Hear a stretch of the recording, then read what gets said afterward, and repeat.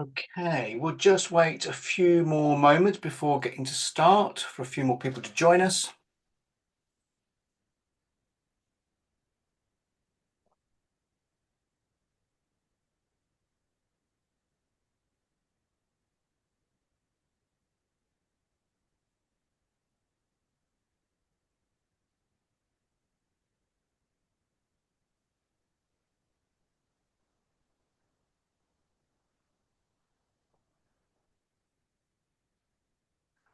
Hey, let's get started.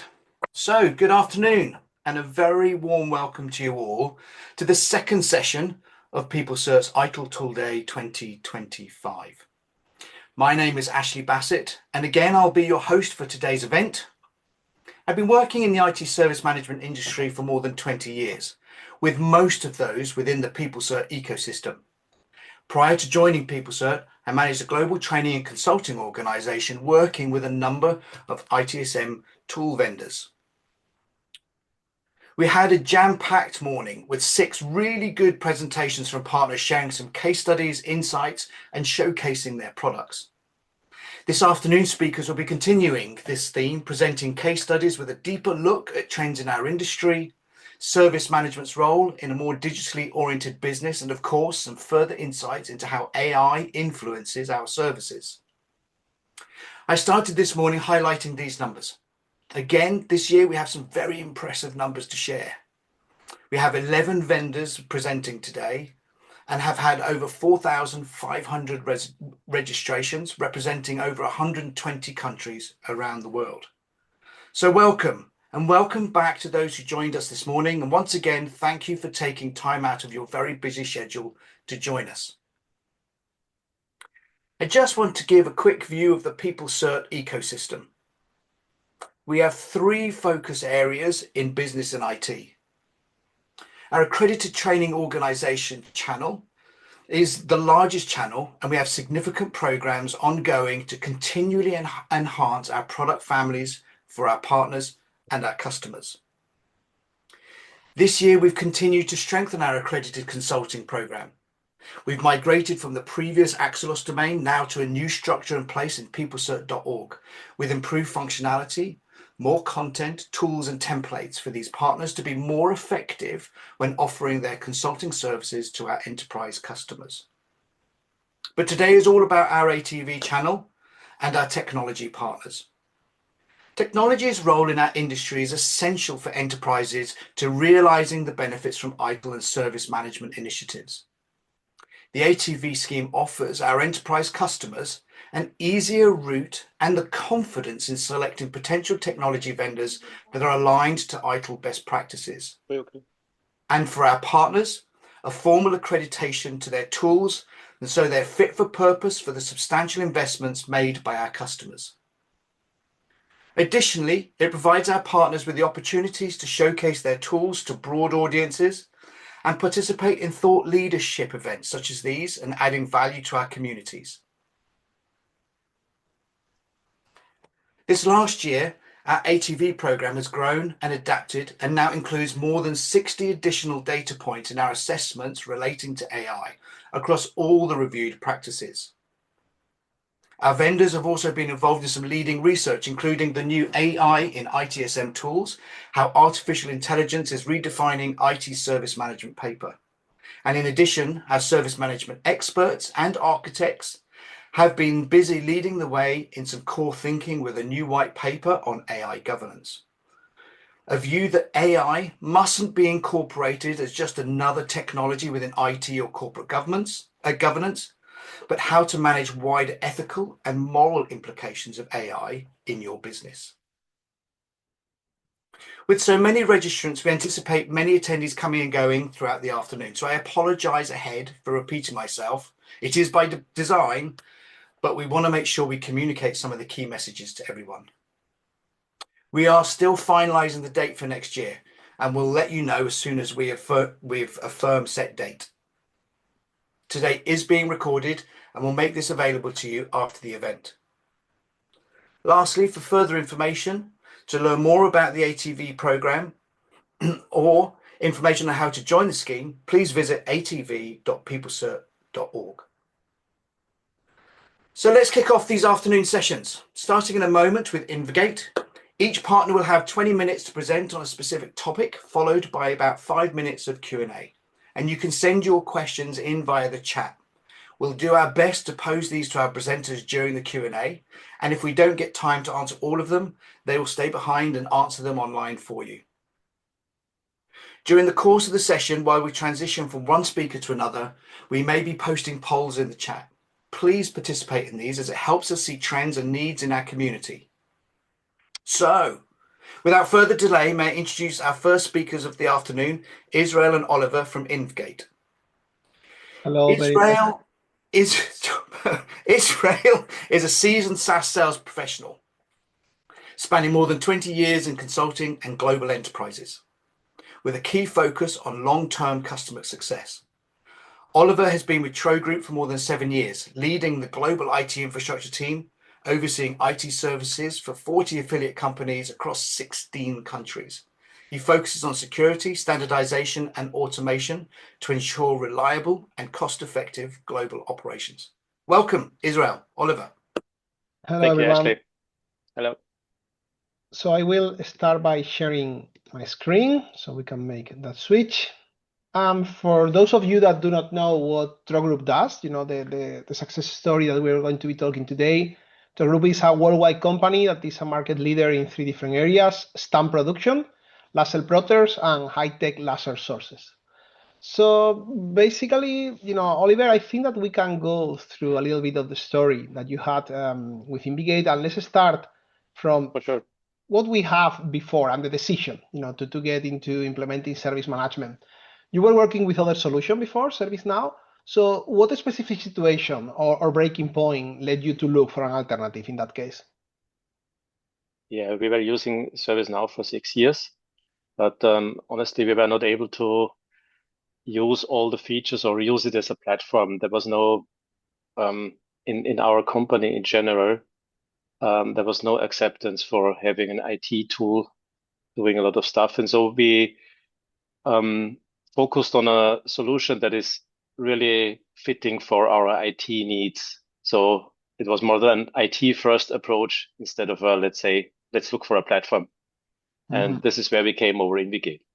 And when you evaluated all the different solutions, what really made us Invigate stand out over other platforms?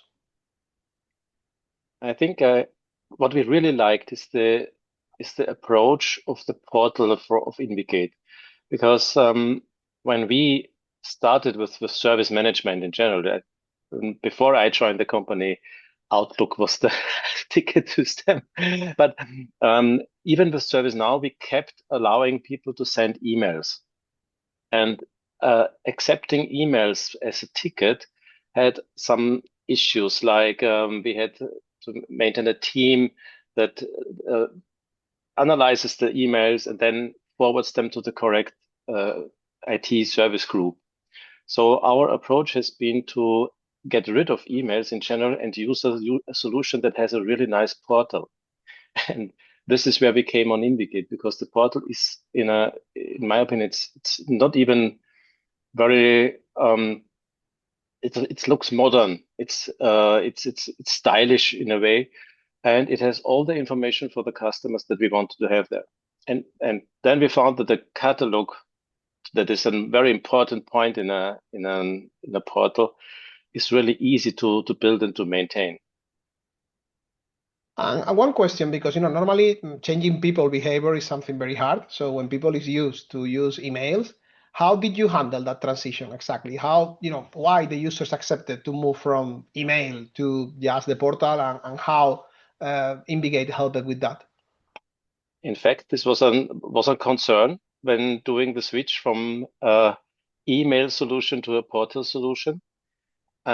Especially as we had we tried this before with the ServiceNow portal, but then what the most criticism or what was most criticized by people, by users, was that they were not able to enter the screenshots or just inline in the text. And with Invigate, this was no problem. This is it's like an email client from just in the web. And so we at one point we started with a smaller group, these friendly customers, and said, okay, please try now, don't send any emails anymore, use the portal. And we found a very high acceptance. And so when we switched, and this was I think in August 2024, it was really one day we just sent an auto reply, hey, don't use this email is not maintained anymore. Use the portal. And there were nearly no complaints, really nearly no. And before we had the problem that many people even CC'd the IT service desk. So we had a lot of tickets that hasn't even been a ticket. It was just for information. And so we had a lot of stuff to do that was just unnecessary.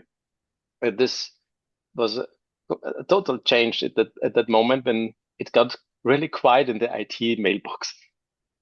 So then if we move a little bit into the results, and we think about, specific measures or KPIs that you have, what improvements have you seen since implementing Wingate in all these months since you went live? Yeah, as I said, I think we had a lot of tickets that weren't even tickets. And so because like from CCing, from having a mail chain that was not correctly assigned to the ticket anymore because someone stripped maybe the necessary information or the watermark or changed something in the subject. And this led to a backlog of tickets that have never been worked on. At that time, our service desk was outsourced. And so the company just said, okay, we have no idea. And so many tickets were open, but in fact, they were useless tickets. And with the adoption of the service portal, the backlog has dramatically decreased because now every ticket is a ticket and every or is either an incident or a request. So we have to work on every ticket, and this is much easier to monitor. No, that's great. One key point that normally, our customer always highlight is the possibility of doing all this with no code, specifically the workflows.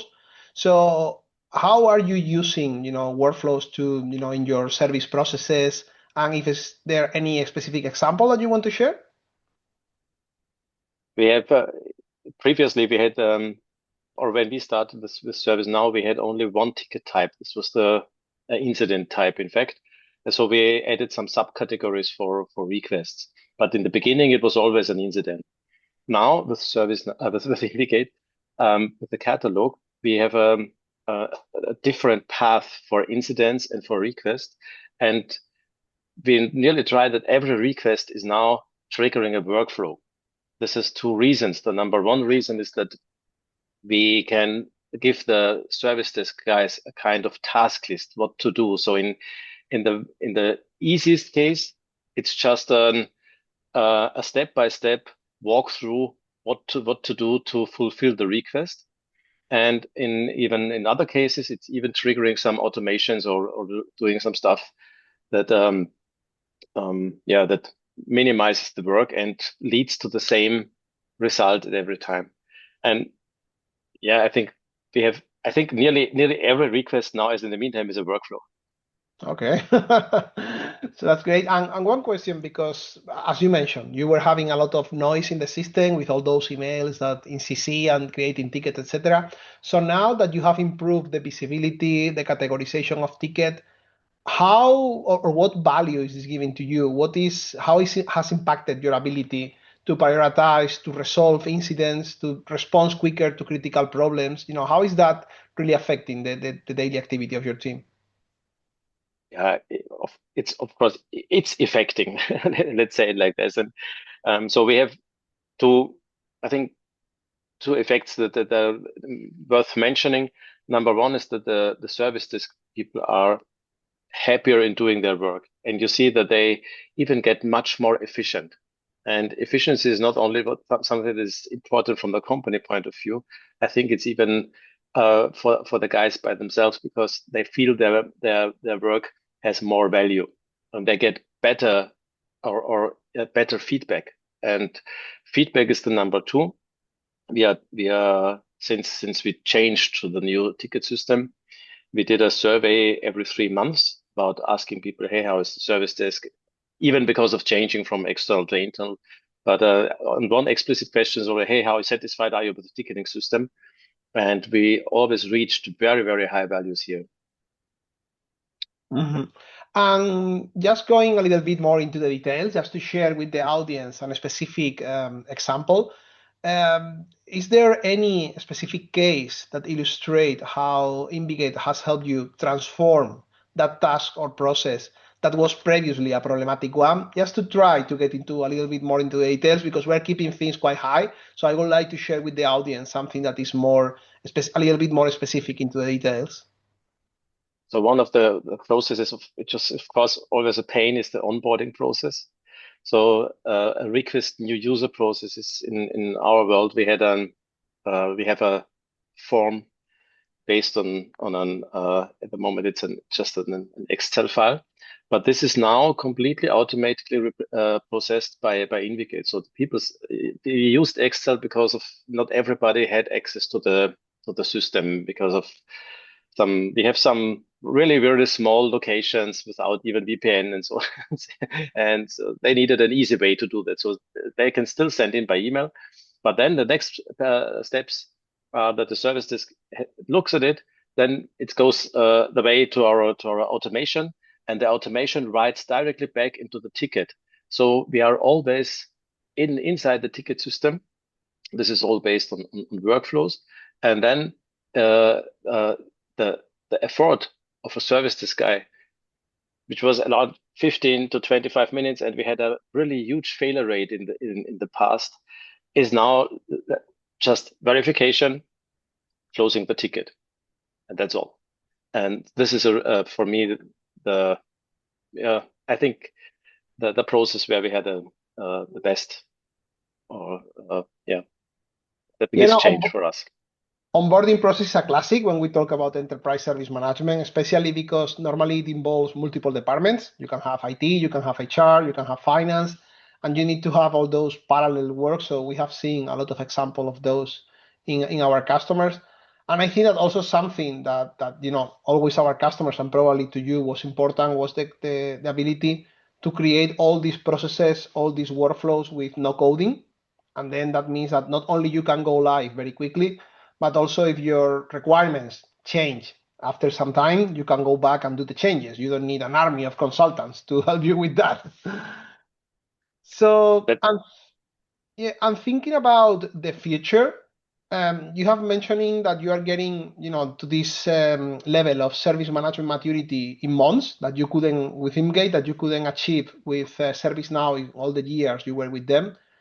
Looking ahead in terms of the future, where are the points? What is your next strategic phase in terms of service management? How do you want to keep growing in your maturity with enterprise service management? So I think one of the points is putting more efforts into the workflows, of course, because it is really very helpful. And this is right now we are in a process of implementing Workday, and now we even think about how we arrange the interface between Workday and Invigate, because these are also processes that should be automated. So we have put onboarding even one level higher, like near to the HR department, which makes sense in my opinion. So this is just an ongoing project. On the other hand, we are using or learning to use the AI features of Invigate. We have international teams, so in India, America, and in Austria, and we really like functions like improving responses, because sometimes we have some barriers in languages, and these are functions that help us. Also, we are looking forward for using AI for interpreting what users tell us, because again, language might be a difficulty or challenge sometimes. Yeah, and I think we will have progress in automation. And in that case, also, I know that we are talking today about service management, but we also cover asset management. So that is also a part that I know that you are looking to explore in the future. So, and in this case, as you mentioned, so basically, just if I understood correctly, you want to get what you already have to the next level with deeper integrations, with more usage of AI, etc. Any specific thing that you have not covered, anything that you want to highlight about, the experience with Invigate or the project, how it goes, and all the value that you get that you want to share with the audience? For me, I think it was in the very beginning, and this is my favorite story about Invigate is the time to market. So when we were in contact with Invigate and we got the test instance, we were able to configure a lot of things by ourselves. And it was not in that way that you said you have to do a lot of trainings, to do a lot of whatever workshops. It was really very straightforward with what I, from my ITIL experience, knew about how to set up the processes. And then to bring it finally to the production, Invigate told us that they will need around 20 hours. And I said, I think that's impossible. But in fact, we didn't even use these 20 hours from an Invigate consultant to make it to the system that we have now that was with a high acceptance, with covering the processes that we need. And this was amazing for me. Yeah, no, that is something I hear a lot each time I sit with a prospect or a company that is looking for us, and we pass the number of hours we're going to include in the project. They say like, this is just to start, and after this, and I'm like, no, this is the whole project, and they are surprised. So you were not the first one Yeah. to react that way. Yeah. So I think we have covered most of the points that I wanted to cover. I think that we have give some background, some results, some future. So actually, I don't know if we have some questions from the audience, so we can We use do. the last 5 minutes for Yes. that. Yes, we do, Israel. Oliver, thank you very much. It was a really informative dialogue between the two of you. I have got some questions here, and I'll just run through them with the time that we've got. So, one of the questions is, obviously you started with ServiceNow and then moved to Invgate. When with ServiceNow, did you already have your own design processes, or did you have to start again? And if you started again, what was your approach to the process design? Was there any specific frameworks that you used, and what worked best for your organization? So in fact, as I said, our service now was not in 100% ITIL conform, in my opinion, because we started with having everything an incident, and so in fact we built an incident process that had a side path to requests. And now with Invigate, this was the really a must-have, was splitting requests and incidents in the beginning, because this is for us, this is the most important split, because different SLAs, different and even the user experience is different, and different groups and whatever. So we could keep the incident process widely. I think again, the service now, even with the email coming in, and then being manually assigned to a group, was not perfect. And this we always had the service desk or the humans at the service desk in between the ticket and the final group. And so this is also not the best process. So in fact, the redesign of the processes was going more into the direction of ITIL, and it was more taking back all the workarounds that we had to run ServiceNow in that version that we had. We knew that we could have bought different licenses for ServiceNow, and then we could have got rid of it, because there are cases in ServiceNow as well, and then split up into the different processes later.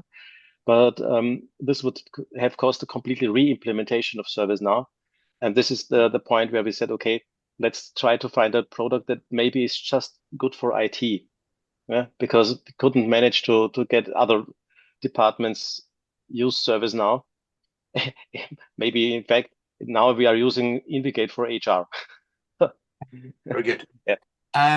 Another question we have is, how does knowledge management differ from ServiceNow to Invigate? Also, dealing with knowledge and service desk side of your operations. Mm-hmm. We had not knowledge management in place with the ServiceNow.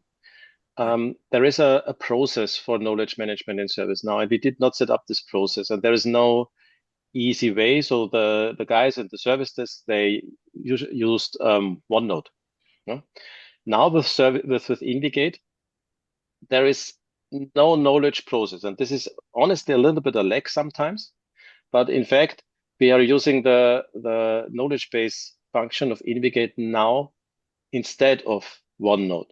So at least we have everything in our knowledge base. We have a monitoring dashboard that shows up if someone has a new article, if something changed an article, just to get it to spread the news to our locations. Because the main problem in our company is that we are all so separated from each other. And so this was we are now using it. We did not use it with the ServiceNow, honestly. Okay.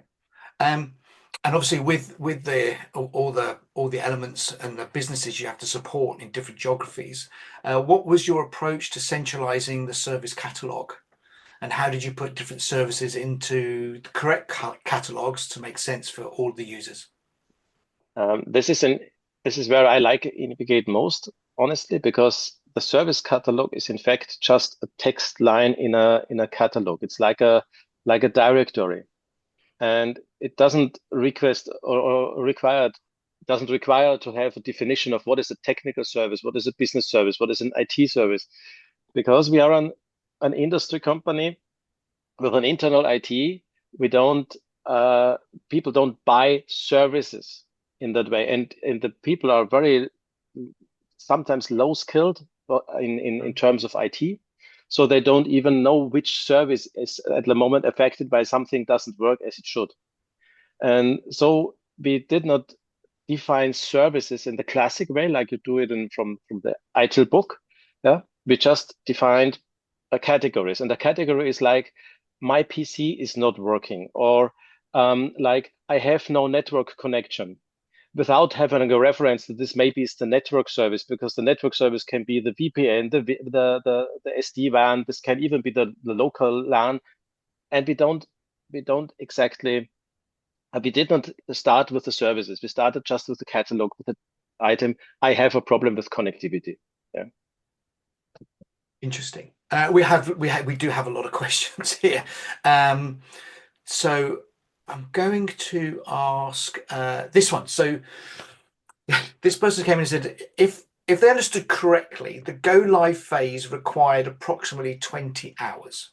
Can you clarify the total duration of the complete migration project from ServiceNow to Invigate? Just to clarify something there, when we're talking about 20 hours, is the amount of hours that we were allocating from one of our consultants, okay? Our customers, and now we will see the specific case of Oliver and Group, but our customers go live on average between 6 to 8 weeks, okay? It can be longer, it can be shorter, but normally, our customers make these transitions in that period, 6 to 8 weeks, maybe 10, it depends. And the dedication from our side is, between 10 to 20 hours, depending on the scope. And now, Oliver, if you want to talk specifically about the case of Group. The first contact to Invigate was in March 2024. Then we set up the test system. Then we found we had these use cases of different service hours in different time zones. We had this catalog set up and the portal set up in a way. And one of the most time-consuming tasks was to think about how to deal with the knowledge from our ServiceNow. So to export the knowledge from the tickets and to re-import it into Invigate. And we started with a test group in August. So we had a 5 months duration, or less than 5 months. But with we had all the knowledge base articles, so we had all the ServiceNow incidents available. We had a catalog that was proofed in a way. And we had all the service hours and SLAs set up. Very good. I have one more question, and then what I'll do is I'll leave you to answer the other questions in the chat. But I think this one might relate to some of the things you have already on the screen. Is does Invigate have dashboards or reports or widgets for analytics?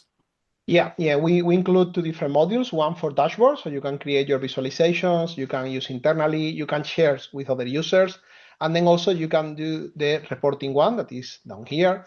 And with the reporting one, you can create reports with the pure data, not only reports that you can use internally or schedule to be shared with the manager of HR with all the open tickets every Monday at 11 or something like that, but also something that is very common is that a lot of companies are doing external reporting, aggregating data from different sources. So we can generate data exports that can be fed into Power BI, ClickView, etc., easing the way that you integrate with these third-party reporting tools, basically. Oliver, Israel, thank you very much. There's a very interesting perspective on the delivery of Invigate service management. Thank you so much. Thank you. So we're going to move on next to Tom Kruger at Matrix 42. What I'm going to do before we do transition to Tom, we'll put up a poll and we'll leave you to read the poll and answer the questions for 30 to 45 seconds. And then I'll introduce Tom.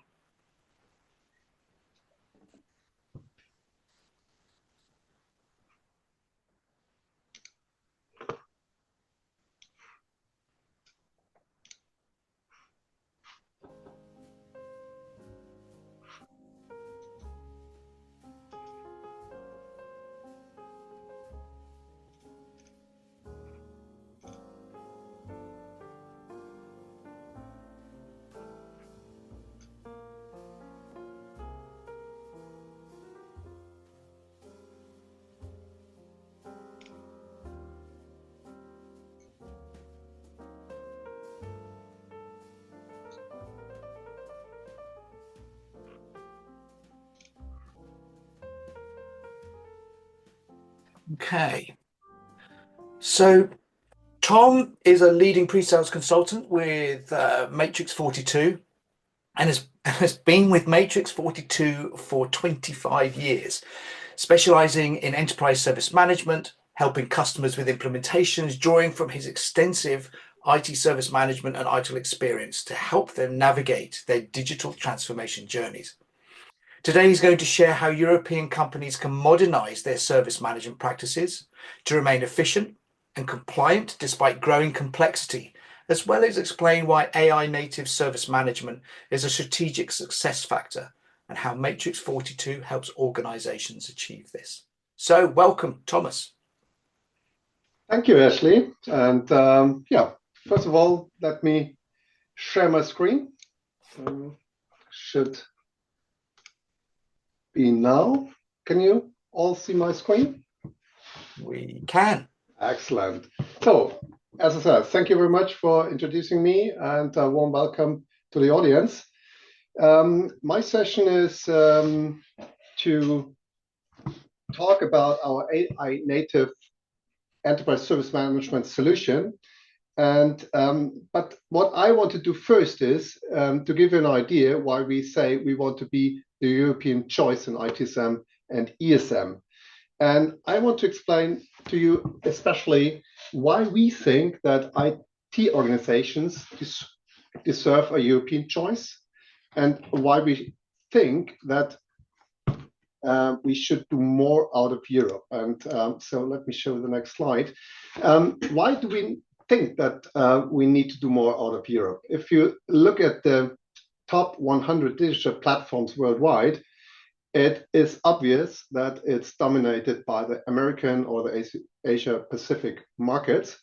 And we do not say that this is wrong. What we say is that we may need a little bit more balance. And that's what we want to achieve with our offering, and that's what Matrix 42 stands for. So that's a little bit the introduction, and so let me tell you why Matrix 42 could be a good European choice. First of all, we are a company that is located in Europe. Its headquarter is in Frankfurt. We are about 600 metricians that serve over 4,300 customers worldwide. And what these customers usually tell us is what they want to achieve with a enterprise service management is that, so next slide, so that they want to be more efficient and that they want to increase their productivity. So that's the number one topic that our customers reported to us in a survey that we did last year. And the second one is that all customers also claimed that they want to increase the user experience, especially to the end users, so that they get everything that they need to be productive in a very easy way. And last but not least, also a main topic was security, because of EU regulations, compliance, risks, and so on. So that were the three different topics. And what I want to talk today is especially about the first ones. So how can we increase productivity? How can we be more cost efficient?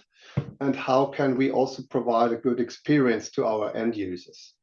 And for that, we see three options, three areas where you can improve. The first is that you prevent tickets at the customer side or the end user side. So less tickets is less effort on the service desk, obviously.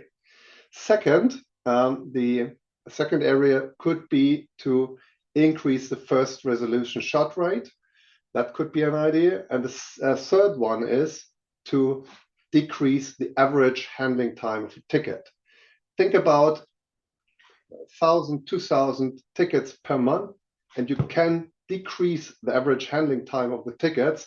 It saves you 4 to 8 working days a month. And I think that is always worth to look at. And what I want to show to you is how we can achieve that with Matrix 42 Enterprise Service Management. Based, of course, on AI. So that's one of the major pillars in my presentation, so that I show how AI can help you in that areas.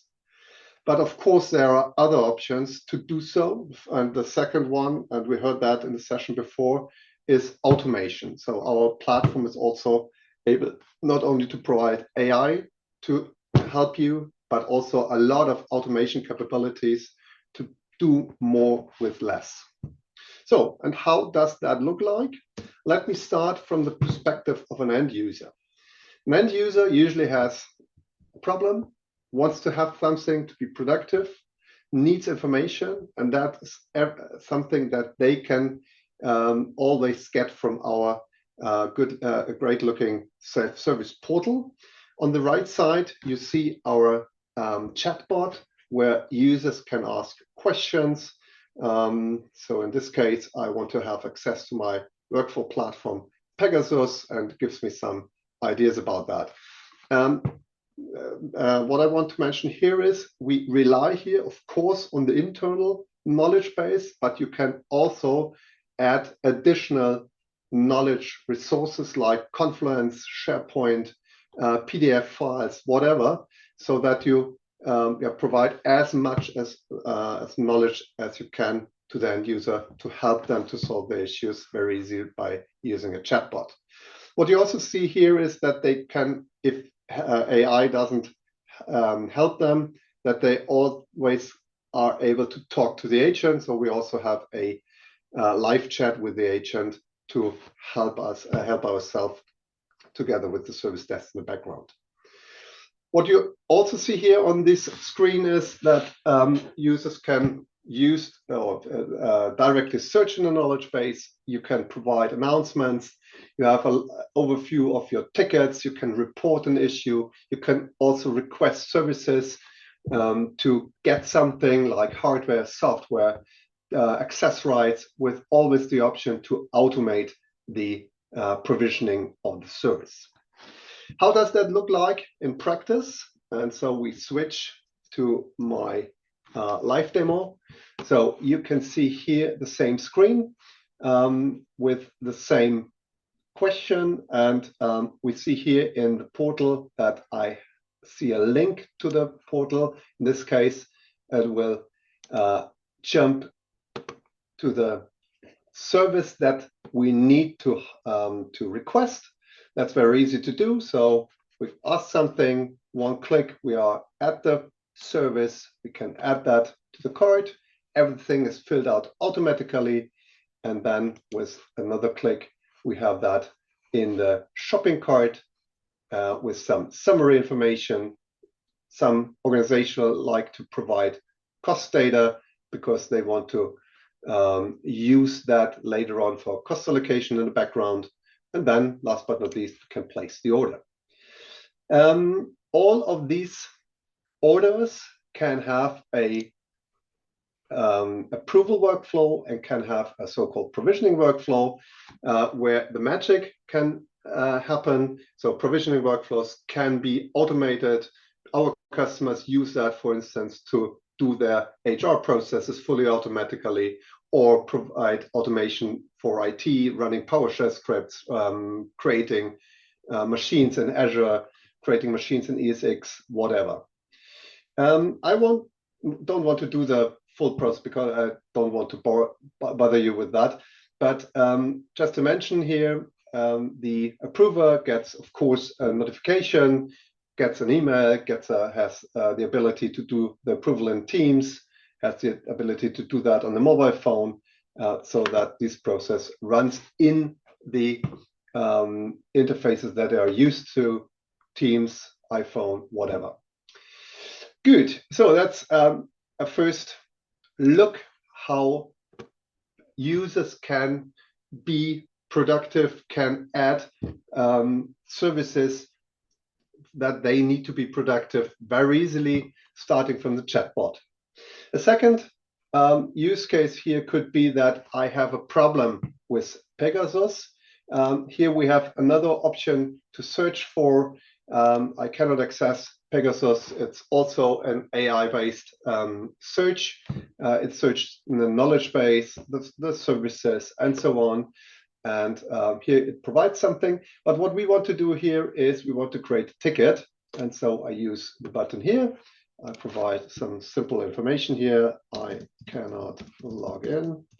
I can, of course, copy and paste screenshots or do attachments here. But at the end, I do only provide a summary and a description. And let's look how that will be processed in the background. So save and close. And we are done with the end user. So then let me shortly jump back to my presentation when I can find it. Here it is. And let's have a look at the service desk agent. The service desk agent, of course, starts with a lot of useful information provided by a dashboard. Dashboards for us are very important because they lead the service desk agent into the direction where the priorities are. In this case, maybe, for instance, to the activities that are critical or overdue. So with 1-2 clicks, they get or they can look at the ticket and can directly solve the ticket or directly do something on the ticket. We're going to show that in a second. On the other hand, I also have, of course, everything that you need for the service desk, from starting from a unclassified ticket management to incident, problem, change, service request management. We all do that. And to give you an idea how that could look like, let me jump to the solution here again. So here we are. And we start with the dashboard. As I said, you can click on it. With one click, you are in the details with here, in this case, the 8 overdue tickets. With another click, you have everything on hand, what you need to do something on a ticket. So you see, for instance, all the information that are important to understand the ticket, and you of course have a lot of actions that you can use to solve the ticket directly from the ticket dialog. That helps us, or help our customers, not to change to other tools like a Active Directory to reset a password or something like that. So it's always more easy to do that using an action here with some automation in the background to solve something. Good. So let me look at the ticket that we already created. And what you may have seen here is that I jumped directly to the incidents. If we look at the average handling time of a ticket, it usually takes some time to do a first classification, a first categorization, or a first prioritization of the ticket to move it, for instance, also to the right queue. And to solve to save that time, in this case, we have an AI agent in the background that monitors the incoming tickets and does all the classification categorization automatically for us. And let's have a look on the result. Here you see the ticket that we currently created. And if you look here, the AI agent automatically detected that it is a category software. It automatically routed it to the software service management, and it also changed the priority of the ticket.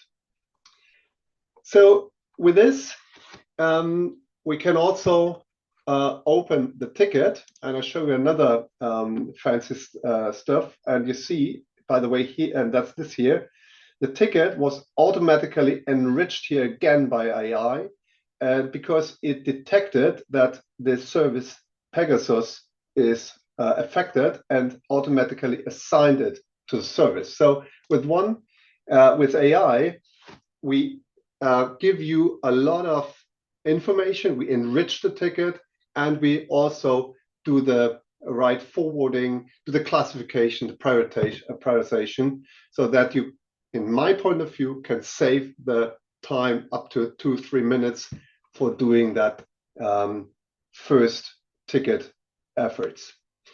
So with that, we have a fully enriched ticket. And now, second question is, how do we then support the service desk agent to do their work effectively? The first one is, if you are running an international business, you may have international users, not all talking English or talking German. So we have, of course, translate feature, so that the incoming tickets can be translated to the native language of the service desk agent so that they understand it. Sorry. Second, if you look here into the details, you see that we see a lot of links that you can follow. For instance, here, you want to know more about the asset, then you jump directly into our asset management, and you see all the necessary information like technical information, organizational assignments, like software, and so on.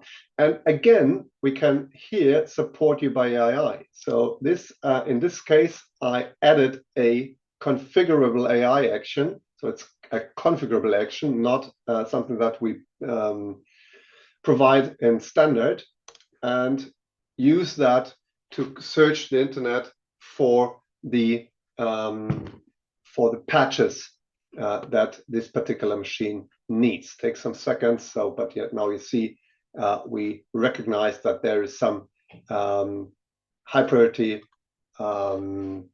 patch missing, and that is something that, as I said, was generated by AI in this case. A second option to support us is, of course, visualizing the dependencies between the ticket, the service, and the machine. And therefore, we have our dependency map control. Here you see the service Pegasus, and with one click, I can show or can understand what's going on. In this case, we have here Pegasus running on SQL Server IIS. You see that this is currently red because of a ticket that was reported by the event management. So many useful information on hand to understand the ticket. And then we have also an AI action bar here in the bottom, where you, for instance, have a resolution helper that allows you to immediately generate a solution based on knowledge that is already in the knowledge base or derived from similar tickets. And with this, we can immediately close the ticket. So I can do that. And the ticket solution or the ticket closing dialog is created automatically with another fancy option, and that is that you, for instance, can also translate this answer immediately to another language so that the people outside can read it in their native language. Good, so now we have the solution, and with that, I close the ticket. And last but not least, you can also, of course, document that information, generate a knowledge base draft, again, supported by AI. So that's a little bit around what we do with some use cases. What I want to repeat here is what we think is that user experience is key for the end user, of course, for the sales agent. I think that I showed you that first of all with the screens and also with the live demo, that is very easy to get something, to do something. And then it is also key if we want to decrease the resolution time, that we want to prevent tickets, that AI helps us to provide information, but to also do something automatically in the background to help us and to be more productive at the end.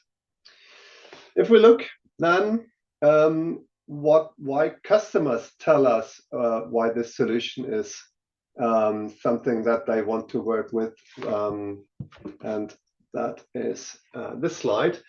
All that what we've seen so far is based on a single data platform that is low code, has a low code solution builder, which is a administrative tool to do nearly to configure anything in the interface. We do have a graphical workflow designer so that you can create your workflows. The workflow designer is also AI native, so that you can use AI action that you can configure with your own prompts to use it in the workflows, to do automations, to enrich tickets, to create your own ideas here, to do your work a little bit more efficient. Second one is why customers work with us is that we do not only provide an enterprise service management. Many of our customers also use other modules that we have, like Unified Endpoint Management, which contains a software distribution, operating system deployment, but they also like our software asset management solution and many other tools that we have in our offering. Cloud Your Way is something that they really like, especially in the European market. You sometimes have the problem that you need to run your solution in your own data center or maybe on-prem. That's always something that we provide. So you choose how to consume our technology. You can do that. We provide that with Azure, but you can do that also in Germany in your own data center or even on-prem. That's our promise to you. And by the way, it's the same for the LLM that you use in the background for the configurable AI. You can choose your own LLM. You can run your own LLM in your own environment and use it in the solution. And that's what our customers tell us. And of course, we are mentioned in different analytic, like in Gartner's market guide. So we are one of the top ITSM vendors worldwide in 2025. And again, they stated that because of our complete ESM suite that contains a little bit more than only ITSM, it is again the cloud your way story and also the made in Europe story. So that's what they highlighted, especially in their report. So that's it basically from my side. I hope that that was something interesting for you. I'm always happy to answer questions. So actually, are there any questions from the audience? Yeah. Very good. That was a really interesting presentation. Thank you very much. And there are some questions, and I know you have your own personal at-home regulations that you need to comply to. So we've only got a couple of minutes, but I do have some interesting ones here. What technology should be used to customize the end user portal? Is there a GUI or no code, or is it a coded approach?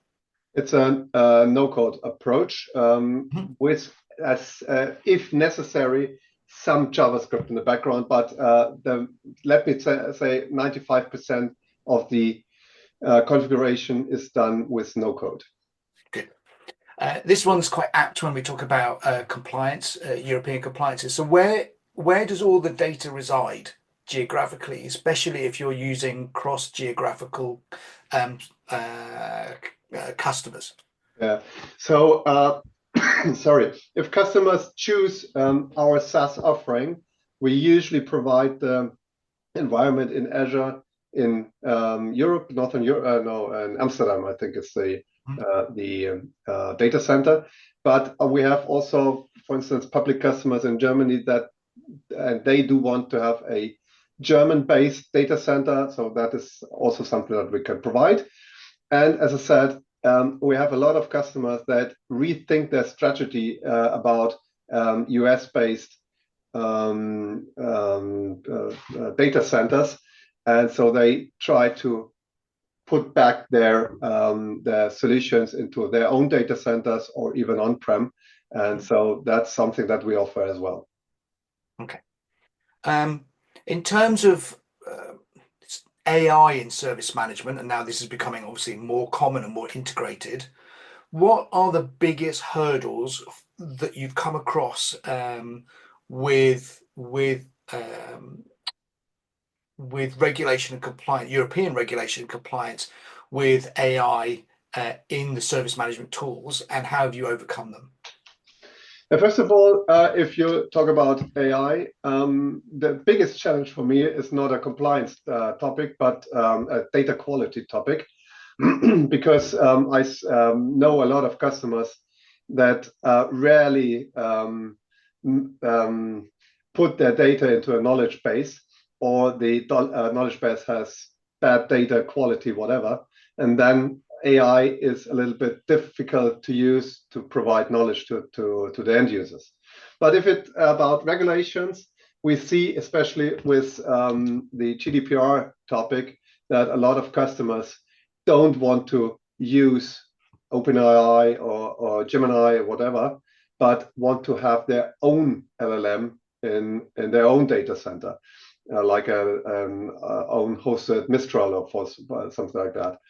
And to provide a solution that supports that was one of our main goals, and that's what we do with what we tell AI your way, and that's what I mentioned with configurable in my presentation. You can configure the AI action, but also the model that you want to use in the background. Perfect. One really quick, easy question, and then I know you've got to run, but there are some others for you to come back and sort this out. But one question that's come in is they really like the ability to have translation within the tool. Does this come with additional cost, or is this embedded in the standard license? The translation, as far as I remember, is part of the license. For instance, for the resolution helper, we have a credit-based approach to in terms of licensing. But to be maybe we can get in contact with that person who had the question, because then I can clarify that and give the correct answer. No problem. Tom, real pleasure. Thank you very much for your time and your presentation today. There are some questions for you to answer. I know you're going to come back and do those later. So give me 15 minutes. I need to go to the kindergarten. no problem. Have a safe trip. Okay. Before we move on to Central IT and our presentation from Renato and Hassam, I think we're going to have another poll pop up. And this time we maybe also get some music. So don't fall asleep to the piano music. Answer the poll, and I'll give you about 45 seconds.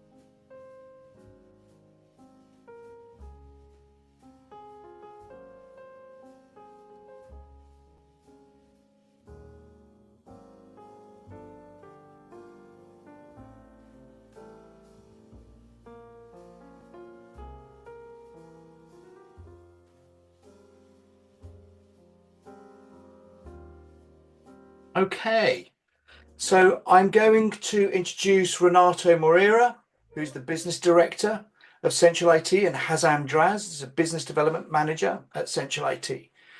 Renato is known for being a global leader in AI-driven digital transformation, while Hassam is an ITIL expert with over 25 years of experience in service management, both as a trainer and a consultant, predominantly in the Middle East. Today, they're going to show us how AI agents, governance automation, and real-time intelligence has dramatically accelerated enterprise performance, reduced operational costs, and unlocked exponential efficiencies. Renato, Hassam, welcome. Hello, everyone. How are you doing? Thank you. Thank you, Ashley. So let me start my presentation here.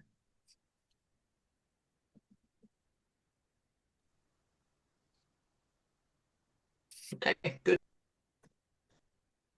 So, we are present here, our platform here from Central IT, SmartX. This is a huge platform that we give a opportunity to present how we can use a new agent to do the management of the ITSM, like a platform. So here, SmartX is an evolution of the ITSM. Then now we have available some agents. It's a platform that we can create agents like a ChatGPT. We can include prompts, and we can do the maximum of efficiency to the agents, and then we can connect to the process of the ITSM as well, and then we can work using these agents like employees working every time, every day, looking for a specific point of the process, and then we can use it as a workforce. So we can scale this number of agents and create agents for specific and complex points that is not available to analyze by human. So like my screen, we can show here as a demonstration of the compliance operation center, that we can connect our process and use the agents to collect the data, do actions, start, trigger some process, everything. So here we can go back to this point that we can show some sample here. We can drive some events and use many other things to get some inputs. So we can use the agents to analyze behaviors, patterns, decisions, logs, some variations, use sensors, images, cameras, give some correlation with other data, connected external data like websites, some other platforms using API, we can use also RPA to make some scroller, for example, to collect the data and use it for input. We can connect some stakeholders in the process. So we can do many things here. Connect some device. We have some robots available, like a dogs seeing the entire space. Connect to the market conditions, trainings, government systems. So we can together the process, the ITSM, we can collect many other things and use agent to analyze everything. Like this example here, it's a corporate governance. Here we have some input from the market or legislation, internal policies, some data. So instead we use some risk management or risk analysis to see the limited spectrum of the risks and analyze the impacts. We can do it using with agents. We can analyze the entire risks around the company just to avoid some risk to lose reputation, money, creep of the process. And also, we can also connect it to analyze costs and benefits. And it can be done in parallel using our agents to make some decisions and compare the situation before and the new situation after decision. Depending on the decision, some change can happen in the company or can happen in the process. And then it's possible to avoid some extra risks or remaining risks here. So after that, we can also create dynamically some process to get approval. Depending on the level of decision, it can be delivered to the correct approver.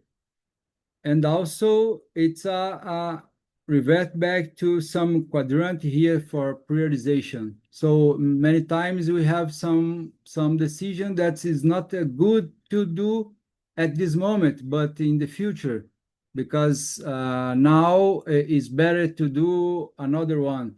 So it's possible and faster just because we have agents working together, the team. So this possibility is infinity here.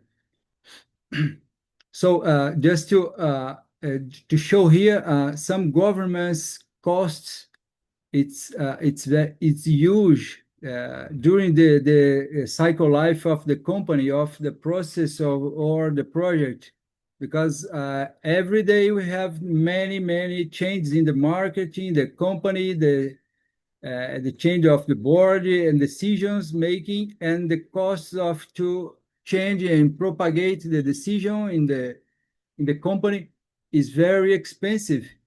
It's many times it's increased year by year because this decision can change many things, and the change be communicate to the entire company is also very expensive. So using agents and automation, we can deliver the change and the impact for the sectors, areas, and people, stakeholders, specific group of the people, translating the decision to the specific changes in that group. It's a very important thing because it can be done faster. So with our processing governance automation here using agents, we can start the automation, control better our automations here, and give some possibility to have real-time audition. For example, we can connect the agent to hear some specific call center, analyzing the conversation, identifying some problem, crisis, opportunity to deliver some offer, to sell some new products, to enhance the communication. And also we can escalate the conversation because sometimes the customer can be angry with the conversation and make it can decrease the reputation of the company. So using the agent here to give a real-time audition, we can identify the problem before it can be increased. For example, imagine some fraudulent operation in the telephone, and the agent can identify it, cut the connection, start the investigation, or cut the access of the agent, the human, in the telephone. So we have here many possibilities. For example, in supply chain, we can use the agents to analyze the proposals, identify some possibility of some leakage of the data, and identify some risk of the corrupt the process of the buyer. So here we have some screen that we can create agents dynamically, because it's a very important tool that we have, because the managing of the process is depending on what KPI, what the point of the problem, what the situation. So we can create dynamically agents to analyze everything. We can connect, the agent can use log files, use many possibilities to have the. So here it is an example that is a similar with ChatGPT, but we can create it internally to analyze the process of the company. That's some access that we can limit to analyze the data that we have in the company, not open to the world. So in this case, we implement it's like a ChatGPT exclusive for the company. So then we can help the company create and evolve many other things. So Central IT, it's a company, it's a Brazilian company that we are growing to the world. So we have already defined some. We are staying in US, in Paraguay, and United Arab Emirates. That here we have Hussan. Hussan, it's our representative in United Arab Emirates, that we can talk about the market, the opportunity that we have there.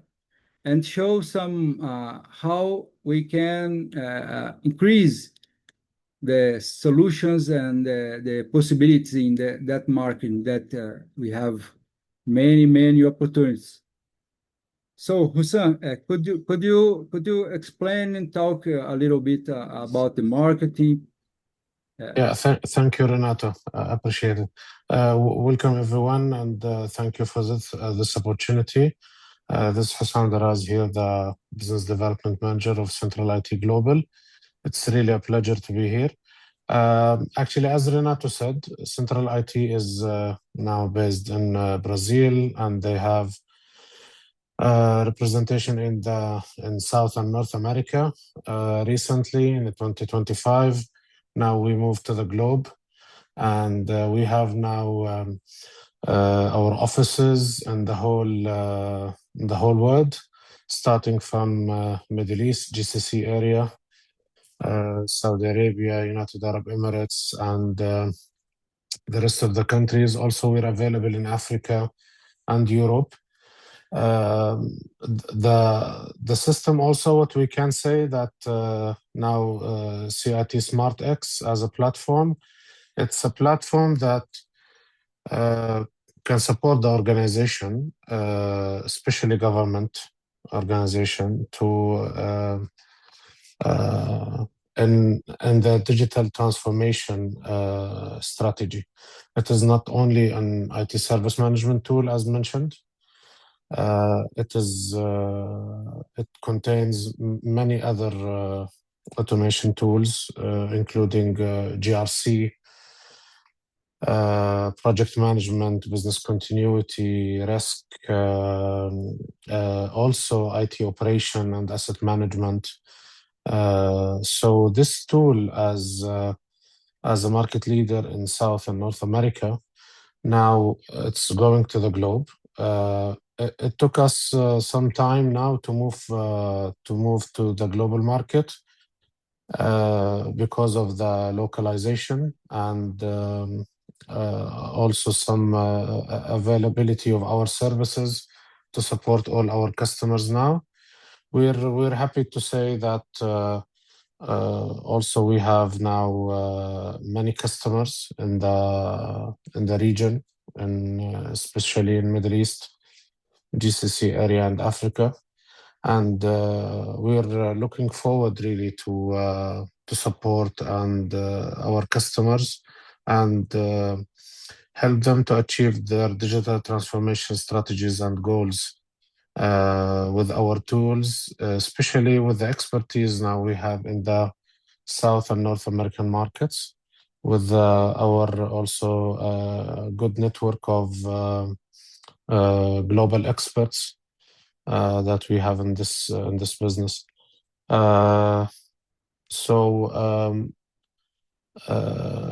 If you have also any questions, we are here we're more than happy to support you and help you. Any specific question. The system also, if there is any question about languages, it supports all international languages, Portuguese, Spanish, English, French, and Arabic. Now it's all available in the system. It is all web-based, and it is hosted. Now it's available on-prem and on cloud. On-prem, for sure, we can support some of our customers. They're still asking for the on-prem solutions. For the cloud solutions, cloud services, we're available via some of the most international providers like Oracle, OCI, and Amazon. We're available in all Middle East countries, hosted locally in your countries. So we know this is a national requirement for most of the countries here now, that the tools, if it is on the cloud must be locally hosted inside the country. So we're in full compliance with this also. So if you have any question for me, for Renato, for sure, we will be more than happy to answer your question. We'll give you some good time now. Thank you very much.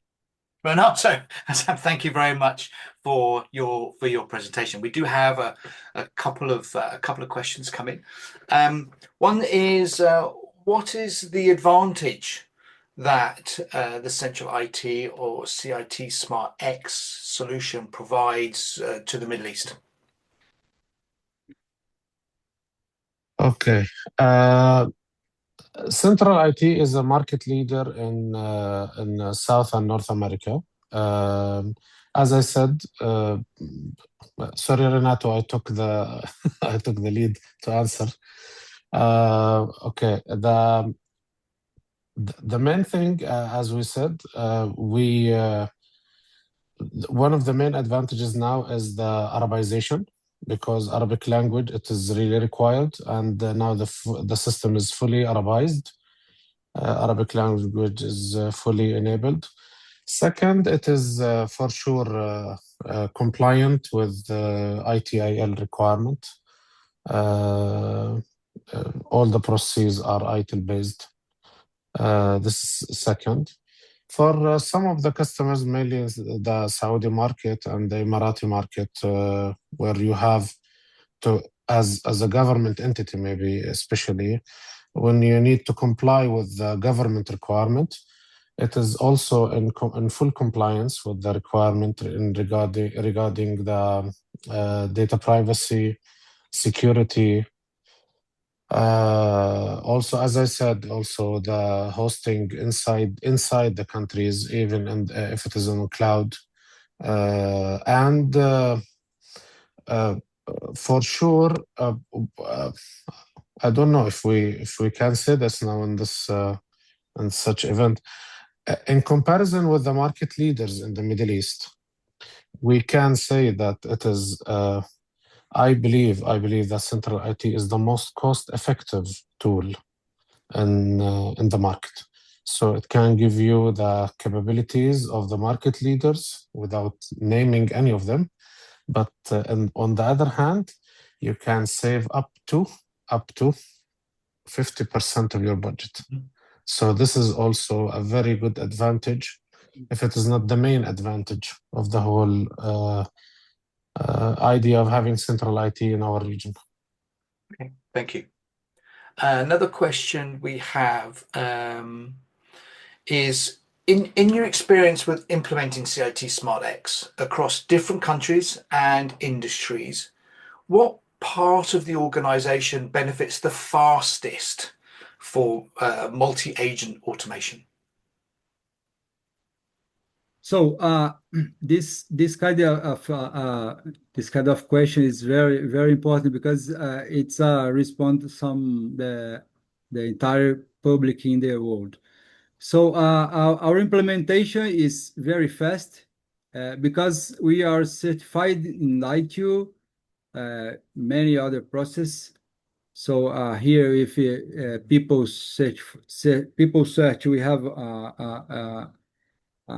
small ones, but we have another pink verify also, because we have this process already certified. It's very, very easy to migrate from another platform to the Seed Smart.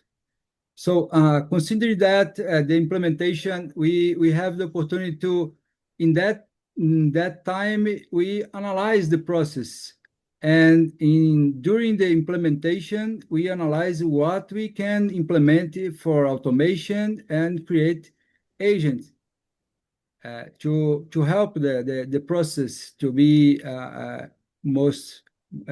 to be faster than what is specifically should be using human. For example, our process is possible to develop using prompts. It's very easy to do that, and creating agents. And the challenge in the company is give the data, give the access to the process. So during the implementation, we can help the company to show and figure out the process files, and help it to identify many other things, because in our experience, we can bring it to the new company some capabilities. So now we have already implemented and embedded in the solution approximately 50 agents already implemented that we can implement in the same implementation phase. It's very, very fast. In 30 days, it's possible to have these benefits. It's very fast. Thank you, Renato. Another question's come in and says, how do companies start their governance automation, particularly companies that still rely on heavy legacy systems and fragmented processes? So despite the SeedSmartX, it's possible to implement automation in the entire solution. We can extend the possibilities to connect it to legacy system very old, with no access or no like. Let me translate here to a different perspective. For example, old language developed, we can create isolated level of RPA robot to connect to the legacy, for example, and then this robot can be exposed like an API, for example. And then using this API, we can connect in the platform to use for agents or other process connectivity. Because the platform is possible to develop using BPMN, the user can develop the process for with its own knowledge. It's not depending of the developers, for example. The business process or process analyst is able to create many other processes because our APIs, like components, can be included, and like drag and drop, you can create a process, the entire process, and manage the version, and so testing, check the validations, create the process. Also, we can use the agents or AI for develop this process, because many times the user is not able or know everything in the company, and then it's possible to some analysts is not able to create process using some IT process because he or she doesn't know anything. So then we can use AI to discover. Once we have the API available and that the machine learning trained to understand what that it's possible that using that API is possible to the agent create a process using that information. For example, if we have some log files that we can collect some calls in telephone, for example, some agent using or reading these logs can detect some anomaly or no identified communication, and depending on the situation can start or trigger some process. The agent can monitoring the data, correlating this data with another ones. So it's depending on the imagine of the analyst or the situation. So everything can be documented and also regulated in the company, versioned, everything. So it's very important thing to the governance process. Yeah, if you allow me, Renato, just to add maybe Sure. with 30 seconds. When you're building a governance system, first of all, you need to design the system to become suitable to suit the organizational need based on the local rules and regulations inside the country, the internal policies within the organization.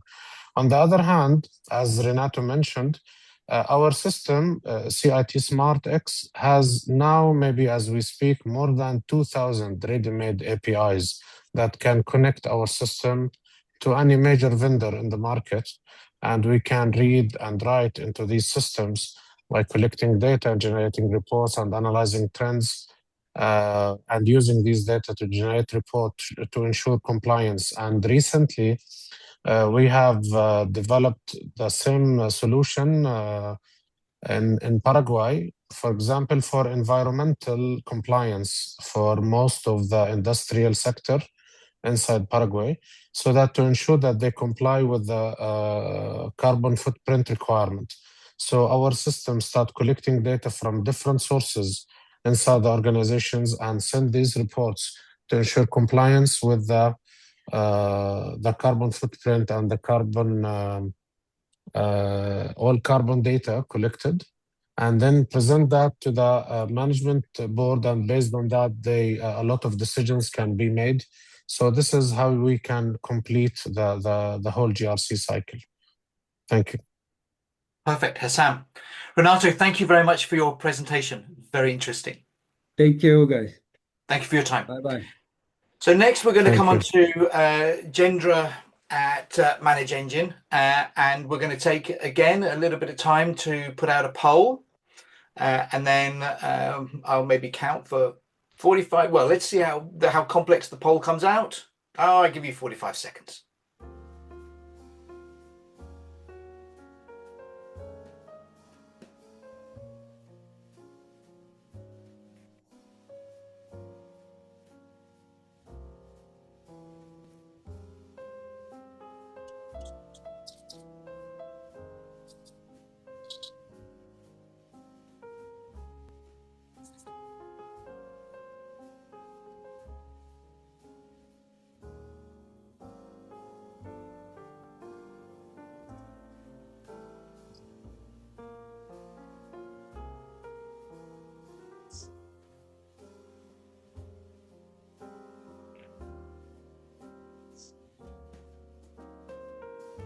Okay, let's move on to Manage Engine.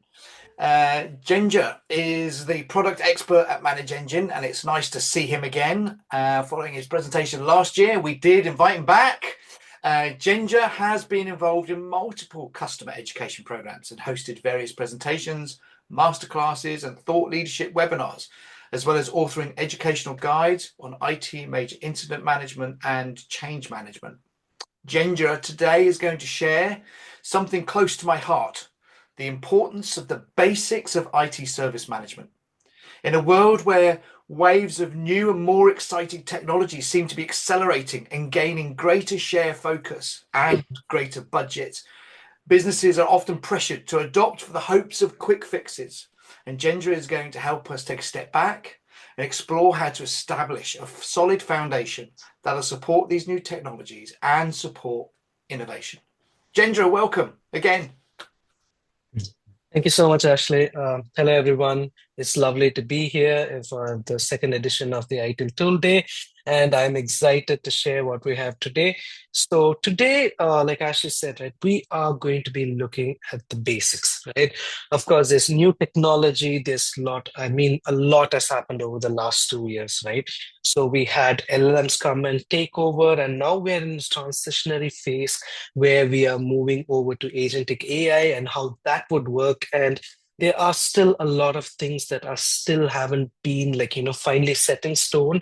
But I think the important thing at the end of the day is to see how this actually impacts our end users and all the different personas that are there in our service desks. So before I continue any further, yes, I'm Jane Rajan, glad to be here again. Thank you for the wonderful introduction. And this is my session for today. So we have only about 25 minutes. So I'm going to quickly run over everything I have, because as usual, we have a lot of content to share and a lot of interesting content as well. So we are going to understand how the basics are what is going to help you unlock the ITSM operational success that you are looking for. So I think it is safe to assume or safe to say that every single organization has a bunch of different personas. So you have your end users, your tech agents or your technicians and your process owners.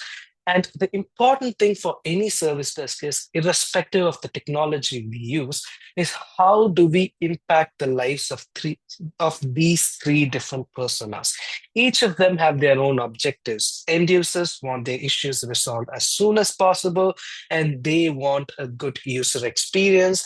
Agents, they are the ones working on these tickets, and they want better quality of life improvements, better operational automations, and so on, that makes it easier for them to work on their tickets. And also, we're going to see how, using the latest technology and automations, we are able to offload the annoying work, the robotic work from our agents, and give it back to the robots so that they are working on more critical and crucial tasks. And finally, we have the process owners that pretty much own this entire process, and they are the ones who design and make sure that it's working well. So we are going to see how, by setting up a proper workflows and by leveraging the out-of-box ready-to-use modules, ITIL-based modules in Service Desk Plus, we're making it easier for organizations to stop thinking about the basics, because the basics is already set up and given to them by Service Desk Plus. So now, before we go into the actual session, a quick introduction of what Manage Engine, of who Manage Engine is and who Zoho Corporation is. The Zoho Corporation is Manage Engine's parent company, and under Zoho Corporation, there are multiple different entities, of which Manage Engine is one. Manage Engine is the enterprise IT division of Zoho Corporation. It's completely bootstrapped, private, and is a profitable company over the last 20 years in the industry. We have more than 60 plus IT management solutions and 6,000 employees, and we serve over 190 countries with 280,000 organizations around the world using our products. We also do have offices around the world. So this is just a map on the different offices that we have available. And we pride ourselves with our network of both our own offices and a strong network of partners that we have around the world, making sure that the support that you need is available to you locally. Additionally, we also have multiple data centers around the world. So we have data centers across the US, Australia, India, UK, China, Japan, Canada, Saudi Arabia, and more. And we have multiple more data centers that are in the works that will be coming out soon as well. So like I was telling you earlier, Manage Engine has 60 plus IT management solutions that are available. And we cover everything from unified service management to unified endpoint management, security, identity and access management, ITOM analytics, and low-code app development as well. So basically, the idea is that we are a one-stop shop for all things IT in your organization. And we'd have everything covered so that you have all of it under one roof, so that you can take your business IT infrastructure and manage it well so that you can meet your business objectives. Service Desk Plus is the solution that we are going to be talking about today. So Service Desk Plus is the flagship IT service management solution from Manage Engine, and it is available both in the cloud and on premises. So we give you the flexibility and the option to deploy it the way that you need in your business based on your unique requirements. We also don't rely on third-party data centers. All of our cloud solutions are run on our own data centers around the globe, but we do provide AWS and Azure hosting as well. And Service Desk Plus is available in 37 different languages at this moment. And we also have it available across different platforms, and we have our mobile apps as well. So basically, however you want to run Service Desk Plus, we give you the freedom and flexibility to do it that way. So now coming to the crux of our session today.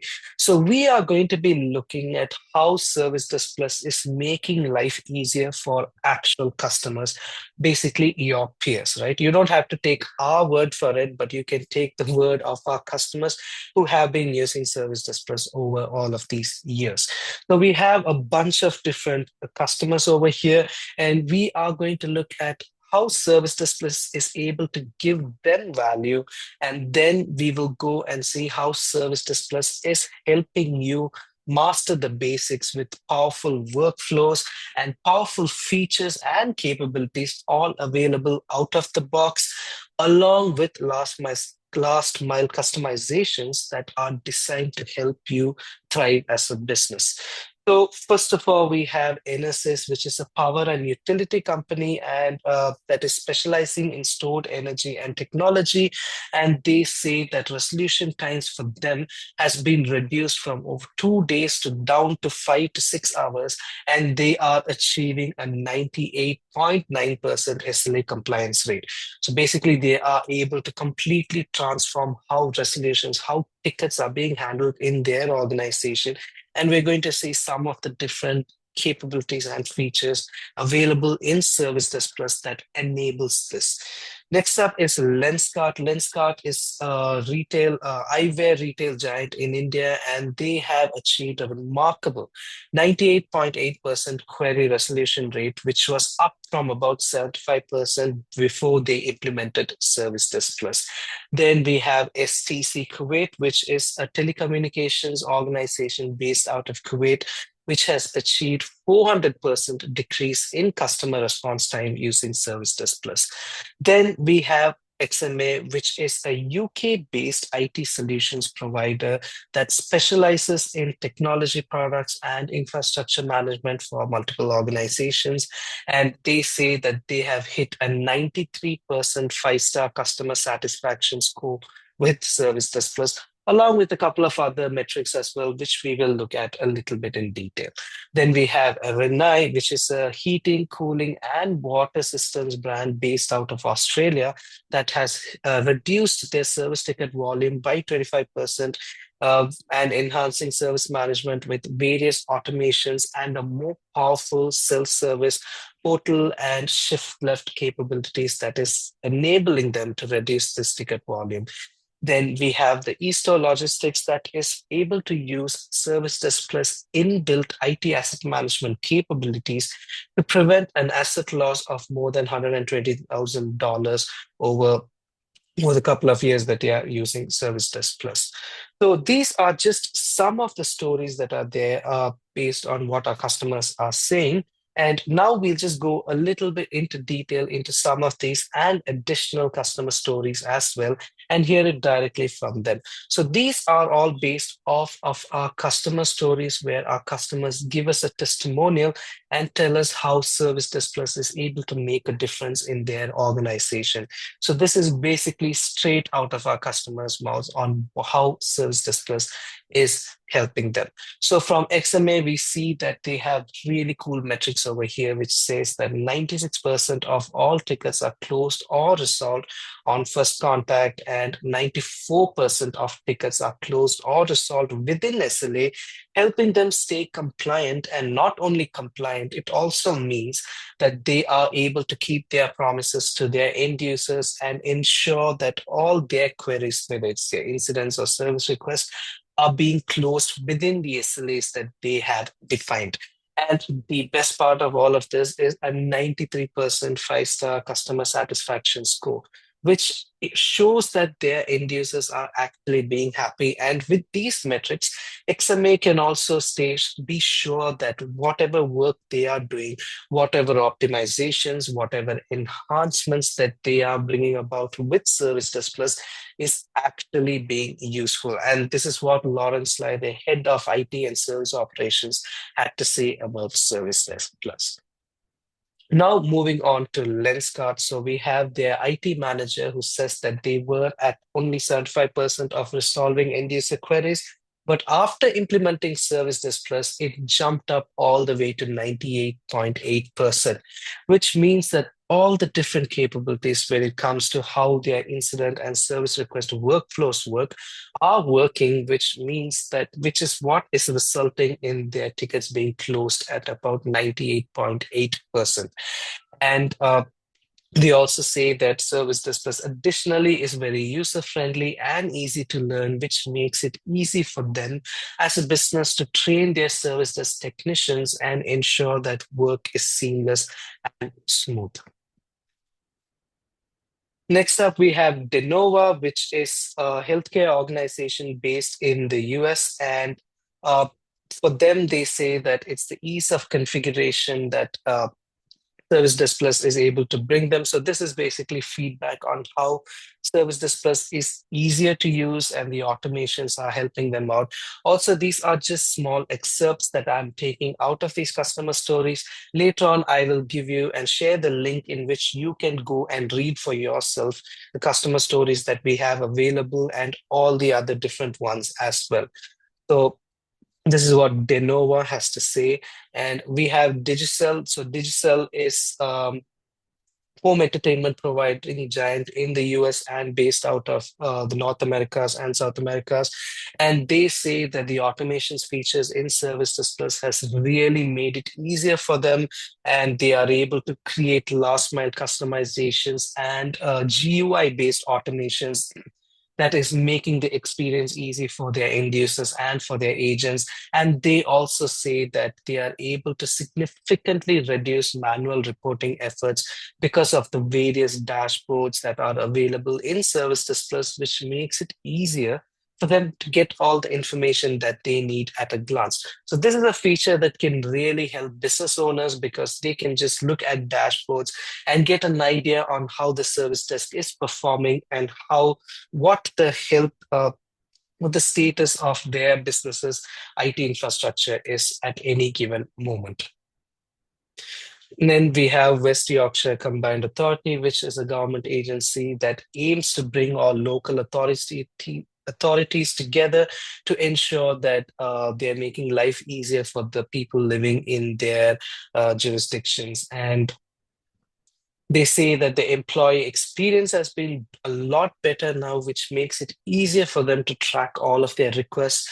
And they also say that with a good self-service portal and the self-service capabilities available, end users are now not calling up the service desk directly to ask them for questions or queries, and they are rather using Service Desk Plus, which makes it a lot easier for everyone involved in the entire service delivery process. And these are just some of the different other customers that are currently using Service Desk Plus. So we have really big names, everything from automobile industry to IT, telecommunications to manufacturing, healthcare, education, and so on. So pretty much we have customers across every single industry, and you can go and read all of our customer stories by scanning the QR code that's on your screen, or you can go to mnge.it/customer-stories for more information on all our customer stories. So this is the first part of our session where we are looking at how we can quantify the work that we do, quantify the features and capabilities that we have with what customers are saying. So now that we have saw that part of it, and now that we have proof that Service Desk Plus is actually able to make a difference in your organization, the next thing that we are going to do is see how Service Desk Plus helps master these fundamentals. So we are going to break it down into interesting and unique workflows that we have that cover some of the major ITIL practices. So we are going to be looking at incident management, service request management, problem management, change management, IT asset management, and also how you can ensure we are using continuous improvement to ensure that we are delivering value for all the parties involved in this entire process. So right now on my screen, you can see a workflow that we have created, an ideal workflow for how you can accelerate your incident responses. So it starts off with the incident detection, and in Service Desk Plus, we have integrations with various monitoring tools that can make your incident management proactive. Additionally, with the with AI, we can also have, so I will also tell you how AI is being fit into this entire workflow so that it's not just a buzzword, it's not just a checklist requirement in your organization, but it is something that is giving actual value for the people involved in this entire process. So the first stage is incident detection, then we move on to incident logging, where we have multiple modes of raising our tickets, whether it's from the self-service portals, through emails, through Microsoft Teams, Slack, or any other collaboration application that you use in your organization. And after the ticket is being logged, we are going to triage. And here, AI is going to come to predict what the category, subcategory, priority, what the right template has to be. So AI makes sure that the data that you are entering into Service Desk Plus is clean. And additionally, this clean data is going to train your AI to make it better for the future. And we have business rules where automatically based on ticket titles or subject lines, we are performing condition-based actions. Then we have the assignment of the ticket and notification to all stakeholders, where we have notification rules, which automatically sends out notifications based on certain events. We have AI-driven technician prediction as well, based on historical data. It can predict who can be the best candidate for this ticket to resolve it. Then we move on to incident response and collaboration. Here again, we have our collaboration integrations in various collaboration tools, which make the operations of your incident management a little bit better and easier. We have various workflows that you can set up so that you can establish standard operating procedures. Then we have the incident troubleshooting stage, where we have it's the CMDB, which can give you a bird's eye view of your IT infrastructure, helping you map out your risk and impact. And also IT asset management, which associates the IT assets that are being affected, giving you a better picture of what all are at risk within your organization. Then we have the incident communication, where you can send out announcements across your application, informing agents, your end users, and your business owners. Then we move on to so here we also have Zia's generative AI capabilities, where you can use prompts to create content that you want to add for resolutions. You can create post-incident reviews, and so on. Next up is the incident resolution, where you can link and merge your multiple tickets based on the impact, and closure rules, which ensure that certain actions or certain fields need to be filled before the incident can be closed.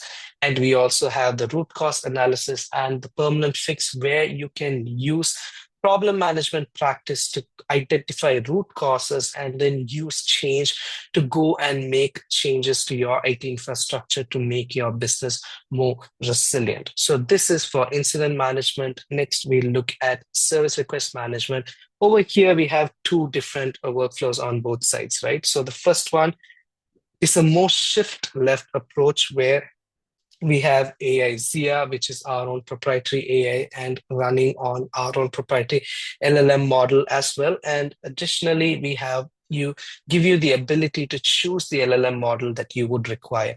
So here our end users can, or our agents can go and use one unified portal to raise a multiple different requests that they have.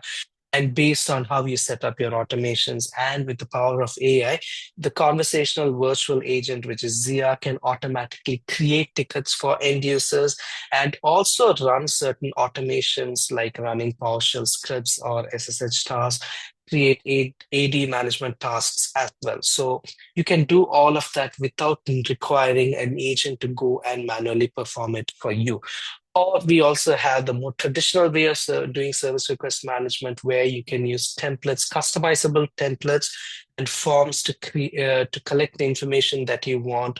And then we have multiple levels of approvals that can be configured within the ticket and within the workflow builder, which is a graphical workflow builder on a drag and drop canvas without any coding required.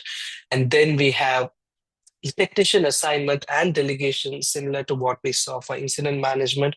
You can use AI to power the assignment of your tickets. Then the service delivery orchestration is where we bring in all our orchestration, the orchestration platform with Zoho circuits, which can run a variety of different actions for you, pretty much automating your entire service delivery process end to end. Then we have the stakeholder communications with automated notifications, notification rules, and service improvement, where we use sentiment analysis powered by Zia to identify if our end users are actually happy or not based on how they are responding to the ticket with their emails or their communication. So this is how you can make your service request management process better and master the fundamentals for it. And these are all the different capabilities and features available within Service Desk Plus that powers this. Next up, let's look at how problem management works. So problem management and incident management and change management are very well interconnected. You can associate them with each other to give you a better picture of how everything works. So we have intelligent clustering of similar incidents. So basically Zia, which is our AI, can identify similar tickets and alert you that there could be a potential problem, making it a little bit more proactive. And once the problem is logged, we have different categories like impact analysis, see what the symptoms are, and we have out of the box and custom fields that are available for this to power your problem management process. Next up, we have different RCA techniques that you can employ as well, and you can set up your own custom problem life cycles and workflows to establish how problems need to be handled within your organizations. You can use task management to assign different tasks to different technicians within one problem ticket. Then, of course, we have the communication stage, which is always really important, and the approval stage where you can set up criteria-based approvals within your problem workflows itself. And finally, once we identify the root cause, we move on to the stage of fixing it, which change management comes into play. So here we have a change management workflow that we have created. So it again starts with the request for a change. We have customizable change templates with multiple different stages, and you can choose exactly the information that you want to collect based on here. Next up, we have the stakeholder collaboration. We have multiple different change roles that can be assigned within each change ticket, giving each change role different privileges within this particular change ticket. And under the planning stage, we have various fields for rollout plans, backup plans, checklist, and using workflows, we can choose what stages you want for each change type that you have available. And again, Zia here can help you create the text that you want just by adding prompts to it. Next, we go to the risk and impact assessment, where we can use intelligent change risk predictions powered by Zia to identify based on historical data and the data within your change ticket what the risk for this particular change could be. We have multiple different change advisory boards that you can set up for different types of changes. And then we move on to the implementation stage, where we have, again, tasks that can be assigned to different technicians, and you can also set up dependencies so that they are done in a particular order. Next, we have release management for user testing and the release of the change that you are working on. And finally, we have the closure and review. So here again, we have change workflows that the workflow that you set up at the beginning based on what stages you want to use. We also have problem management that can help out. Okay, looks like I am nearing the end of my session. So let me just quickly run over the last two slides that I have. So next up here, I have IT asset management, which helps you map out your entire IT infrastructure, and not just your hardware assets, but also your software assets. And this helps you stay compliant as well. And finally, we have the continuous service improvement, where we have various metrics that can be measured, dashboards that can be set up to ensure, and surveys that can be set up to ensure that you are staying compliant and your service desk is working the way that you intend it to work. So I'll just, we So you can take a look at what we have on screen right now, and under each of the stages, we have how we can map this with either a feature or a capability that is available out of the box within Service Desk Plus. So that pretty much brings me to the end of the session. You can contact us at any one of the email addresses that are on your screen right now. Thank you all so much for attending this session. And with that, Ashley, I hand it back over to you. Jendra, very good. Yeah. As always, and again, I really love the fact that you've brought it down to the foundational basics, the core basics, which I think, interestingly, we had a session earlier on where we had a customer presenting with the vendor, and they'd migrated from ServiceNow, and we talked about the processes. Did they have the processes when they use ServiceNow, or did they have to recreate them themselves? And they had to go through the exercise of defining and creating those processes. And so for me, you had all these process flows on each there, but the question that I got come in was, how customizable is the tool when it comes to the specific processes that an organization, in my view, should do, and have the automation executed by the tool? How easy is it for Service Desk to work with customized processes? Okay, so the workflows that we showed currently in this presentation, right? So these are workflows that are based on best practices, ITIL best practices, basically. So these are not rigid workflows that are there in the product. So these are just what we would recommend for you on how you can work on these ITIL modules. But this is completely customizable, so it does not have to be this way. So we have both GUI-based customizations and last mile customizations that are available. So you can pretty much go change how the forms look like, how the automations look like. We have workflows that you can build on a drag and drop canvas. And this is what defines how the workflow would look like in your organization. And it doesn't necessarily have to look like what we showed in the presentation.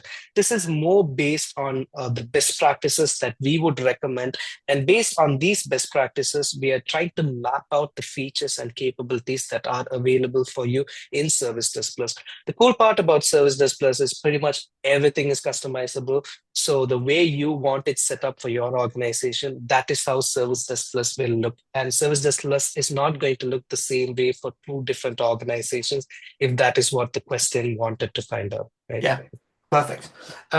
Earlier on in the presentation, you mentioned that there are multiple LLMs to choose from. Yes. Yes. I just wanted to know, would that include AI orientation to specific regulations and compliances in different geographies in designing the responses or designing the processes that you require? Yes, it does do that to a certain extent, but here more in the sense when I spoke about LLM models, it's based on the provider for your LLM, right? So we have a proprietary LLM that is available from Zoho. So this is this is hosted on Zoho's own data centers. So Manage Engine uses Zoho's own data centers, which is our parent company. So this way, we ensure that any data that is being used by the Zia LLM, right, that is going to be self-contained within Zoho's own data centers, and it is not being sent over to any other third-party LLMs. So we do also offer integrations with OpenAI and Azure as well. And the cool part is for each individual AI feature that you are going to use in Service Desk Plus, you can choose the LLM provider that you want based on each individual feature. So you don't need to stick to one LLM provider based on the integrations that you have available. And if you want to use Zia's own LLM, you can choose the one that you want for each individual feature. Awesome. Jendra, very insightful presentation yet again. I really appreciate your time and the effort in creating this deck and presenting to us today. Thank you so much. So shortly we'll be moving on to our very last presentation of the day. Luis Camiro Paredes is going to present from Proactivanet. But before we move on to Luis, we're going to put out our last poll of the day, and with some music, and I'll give you about 45 seconds from when it appears, and then we'll move on to Lewis shortly.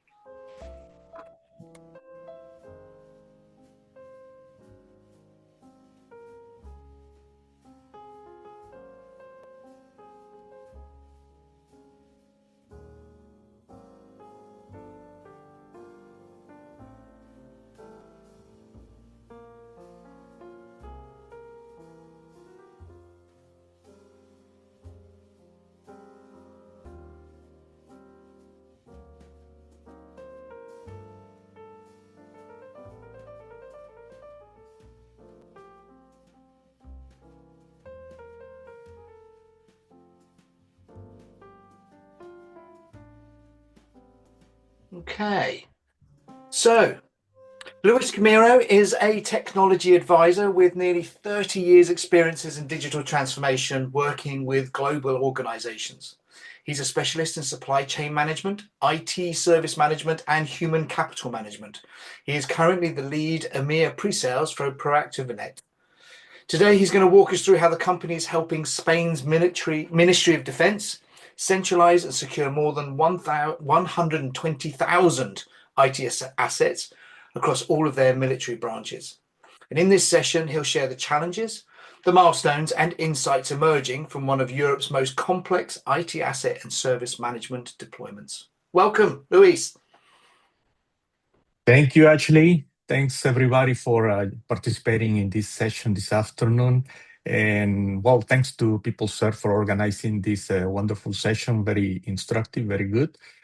So let's move forward to the last topic of this afternoon, which is the journey of Proactivanet through the defense sector. This is going to be a case user experience and user experience, and we want to share our experiences throughout this learning path with this very relevant entity in Spain. So yes, in the time that we have ahead of us, I'll just give you a quick insight about who Proactivanet is. Proactivanet experience in defense, who our customer is, in this case, the Spain Ministry of Defense, the challenges and actions taken within this journey, how Proactivanet made the difference, why Proactivanet, to have a wider question, the key achievements and lessons learned, and finally some takeaways. Okay, so for those of you who don't know about Proactivanet, I mean, we're a company that has been around about 25 plus years in the market, in the IT asset management discovery market first, then we transition into service management. But this is our leadership it's in that segment specifically, more in asset management. We're a growing company, more than 110 employees and 500 plus customers, mainly within Spain and Latin America. But now we are expanding to other geographies like the US, Northern Europe, and the Middle East, going into Asia. So yeah, we're growing and getting ahead to other markets. So our experience in defense so far from probably 2015 and on, in the last 10 years, our solution is already deployed and operational in multiple defense agencies, nationally and internationally.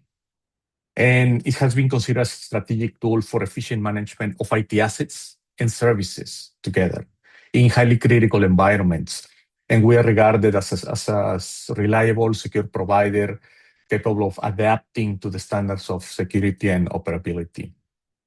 Okay, so our journey started with NATO in 2018, working in Valencia in Spain and helping out some cases that they have for asset and service management. And during that time, we started also going through the journey of the famous FMN specifications, which I am going to explain later on. Thanks to this experience with moving to the Ministry of Defense in 2023, during those years before, we were working with several armies, and finally we made it to the ministry to help them with the core unit, the IT unit for the ministry. And nowadays, this year, in this fall, we just moved recently into the NCCE, which is the cyberspace joint forces, in this case, to help with other networks, classified and unclassified networks, to further expand our experience with the ministry, but in another more operational unit. So with NATO, what we have basically as an objective is help out the Spanish Armed Forces and other allied countries to efficiently implement the SMC. What is SMC? It's the Service Management and Control. It basically helps you define maturity levels called spirals. So something related to what we have in ITIL, but not quite the same and not in the same order, but there are relationships. That's why on the right-hand side, you see a product scheme on which we did some early mapping to the different spirals, okay? So this federated mission networking is to ensure interoperability within the NATO countries in missions, okay? So as a result of that, we specialize in cyber defense. We became the only Spanish ITAM and ITSM tool successfully accredited to NATO standards. Basically, going through all these spirals, in year 2020, 21, 23, we ended up with the Spiral 4 2 years ago, and now we are working on the Spiral 5, which there are some new specifications. So basically enhancing our experience within this sector, which is very relevant and help us to move into this very special customer, the Ministry of Defense. So we started, as I described before in the timeline, working for the central IT, for the CIO, I would call it that way, in a very large project that we started in 2023.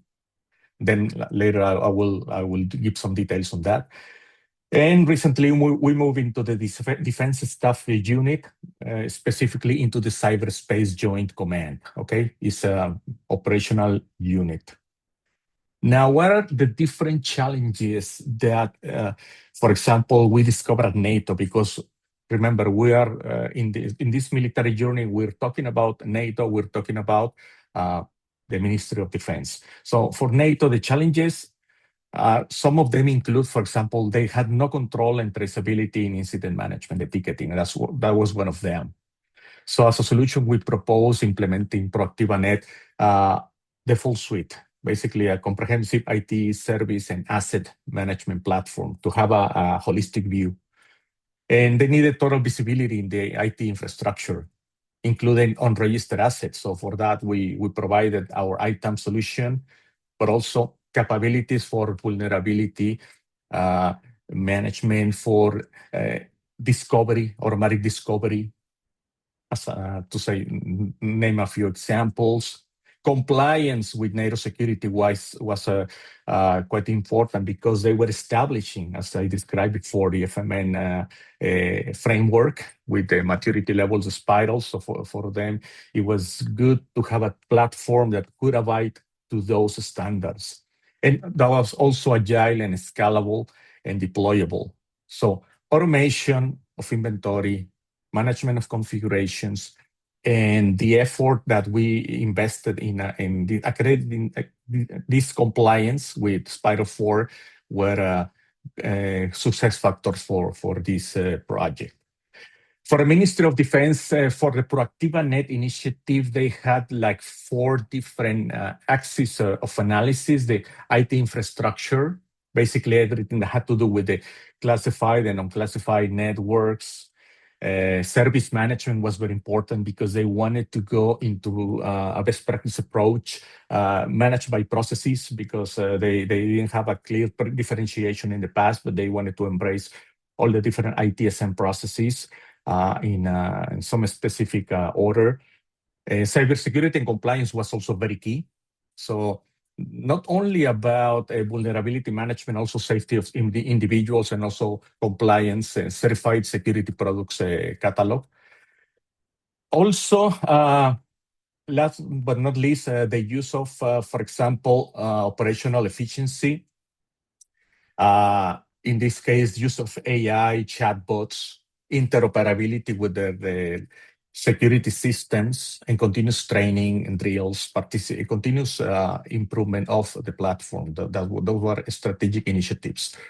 Okay, in terms of what was differentiating factors from Proactiva Net standpoint? What made us different for this customer? Well, I'm just going to name the most significant ones: the robust discovery technologies. In this case, given that they have highly critical environments, different networks, some are classified or are not classified, but in any case, you need to comply with high security standard with flexibility because these networks are changing and they need a specific management of each one of them. So you need a flexible architecture to be able to audit these complex networks. Be able to go down to details in terms of hardware and software, information that you can provide for a stricter inventory control, and also risk reduction for unidentified assets. Also, license optimization, they also were talking about like going into software asset management practices. So that was also very important for them to have the IT discovery, not only to tell them about the hardware, but also key software information. Another good point that we provided is have a native ITAM and ITSM integration. That means a modular approach to facilitate best practice adoption. As I described before, these guys wanted to manage by processes, and probably not for the entire army or the ministry, but be able to create project deployments depending on the network, depending on the project phase they wanted to go. So for them, it was very important to have this modules differentiation rather than creating a custom in-house built solution. So something easy to replicate that can provide you key information, for example, assets, readily available in order to create a CMDB and a service catalog. For them was also another success factor. Native out-of-the-box capabilities, okay? Have organic growth within your product blueprint. Why? To facilitate the expansion to multiple military units, okay? In this case, our platform is ITIL verified, ping verified, and people search. So for them, it was also something very, very important to consider. Now, just singling out specific features is obviously not a complete list, but just a sample of some good technology for sensitive environments that made the difference. Be able to have detection of vulnerabilities, be able to track your licenses and contracts, and draw some specific alerts for expirations, misuse of software, etc. Change control in classified environments following specific rules. And also be able to do forensic audit on actions done on equipment, because they have thousands of IT equipment throughout the world, not only in Spain, but throughout the world. So you got to be able to have specific standard practices that you can follow, procedures that you can disseminate throughout the organization in order to do the audits in all your military installations, and be able to detect specific actions that might create vulnerabilities or compromise security. Also, another good aspect that we have that we offer for them is have an integrated cybersecurity practices through Cyber ITAM. Is on the right-hand side, basically to help what? Reduce information security risk, to provide more efficient and preventive SOC. Thanks to what? To detail inventory information and help in this case, the defense to simplify compliance and best practices. Not only in ITIL, but also the national security scheme of Spain, NIS2, DORA, ISO 27K, and the likes. It was important also to have the NATO FMN compliance. That means, as we described before, the specification enhanced Proactiva Net's military journey. What had another very positive effect, which is do software adaptations thanks to this specification compliance that were later included in Proactiva Net kernel. So that means these practices are in the product, not only for this defense sector, but for any single customer of ProActivaNet in any sector: banking, pharma, manufacturing, automotive, you name it, private, public. So that experience really provided a feedback into the platform. And the platform was very adaptable to high security environments. So that's basically the proof of going through all these spirals, to these maturity levels, accreditations. In terms of outcomes, key achievements, okay, if we go back to NATO, which started around 2018 or so, well, a complete IT inventory of a key NATO network, okay. Also, the modeling of IT services in the CMDB, because all the information that they grab through auto discovery was later fed onto the CMDB, and also that helped them to create a strategy for incident service request management for several internal services. Okay.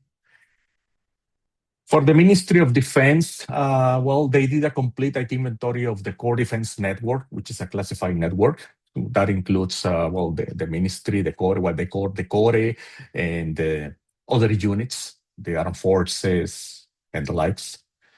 Implementation of a complete suite is currently in progress. Why? Because it's very ambitious, as you can see on the right-hand side. Incident request, CMDB, service catalog.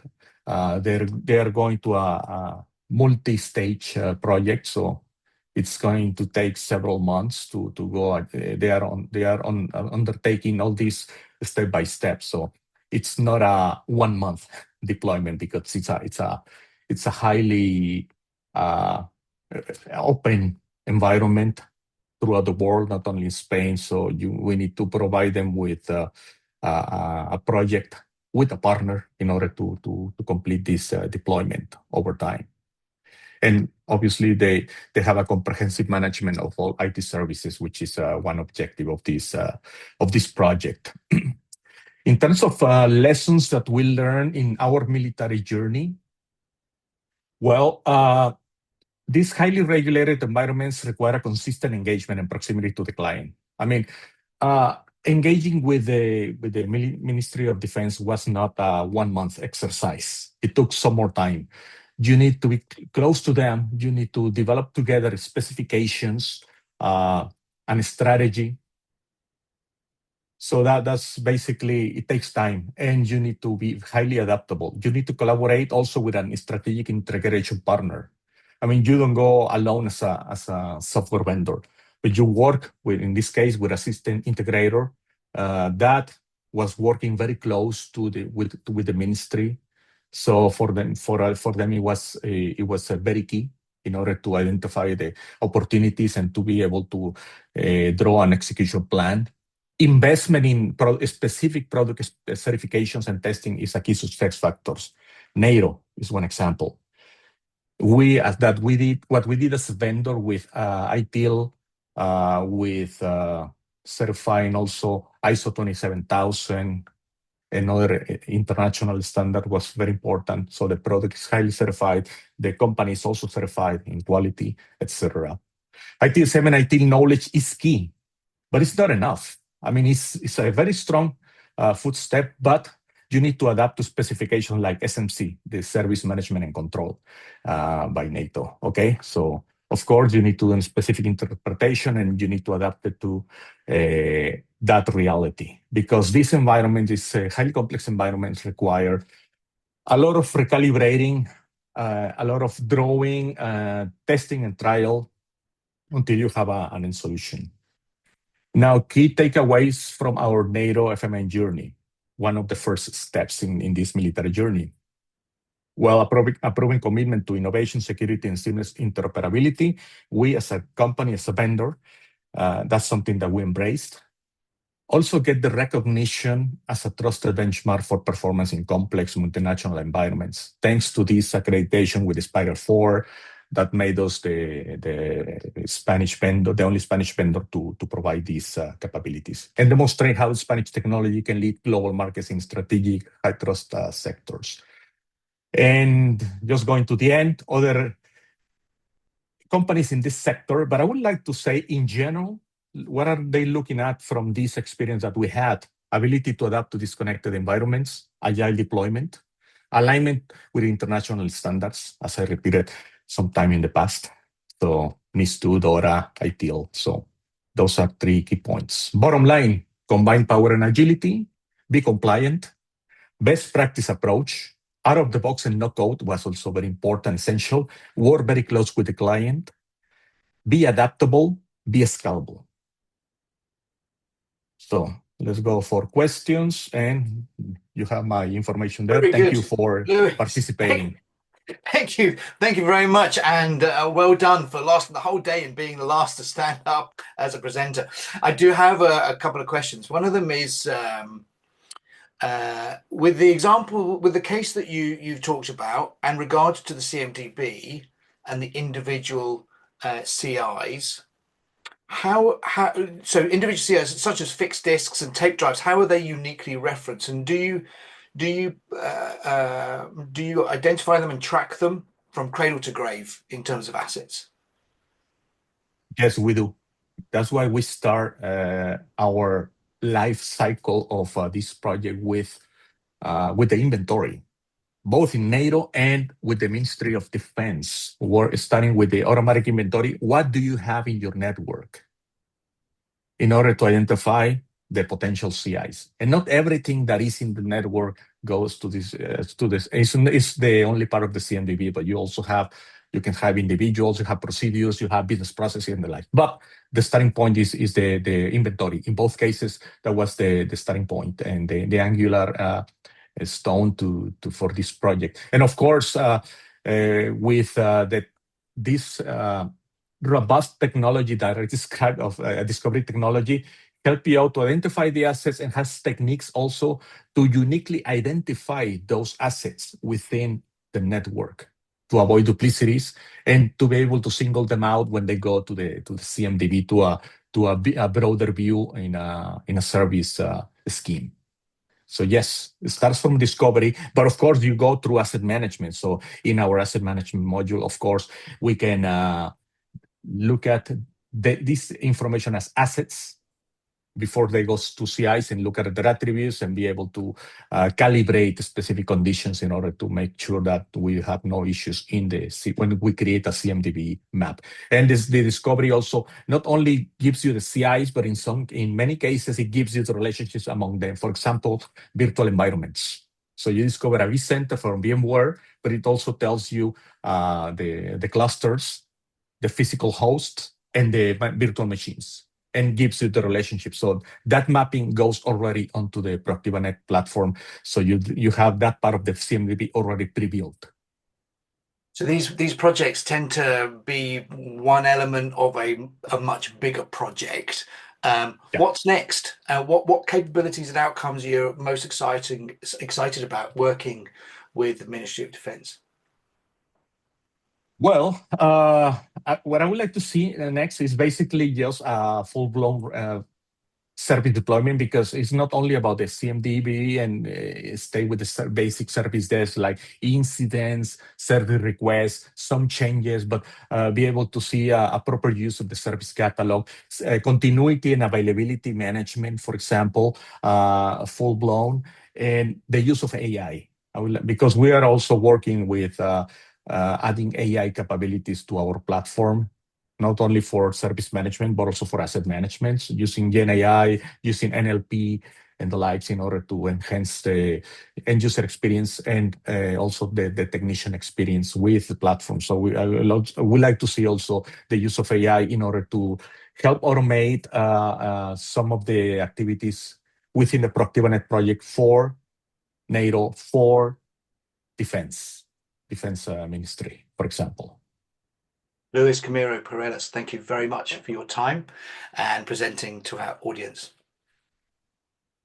Thank you all.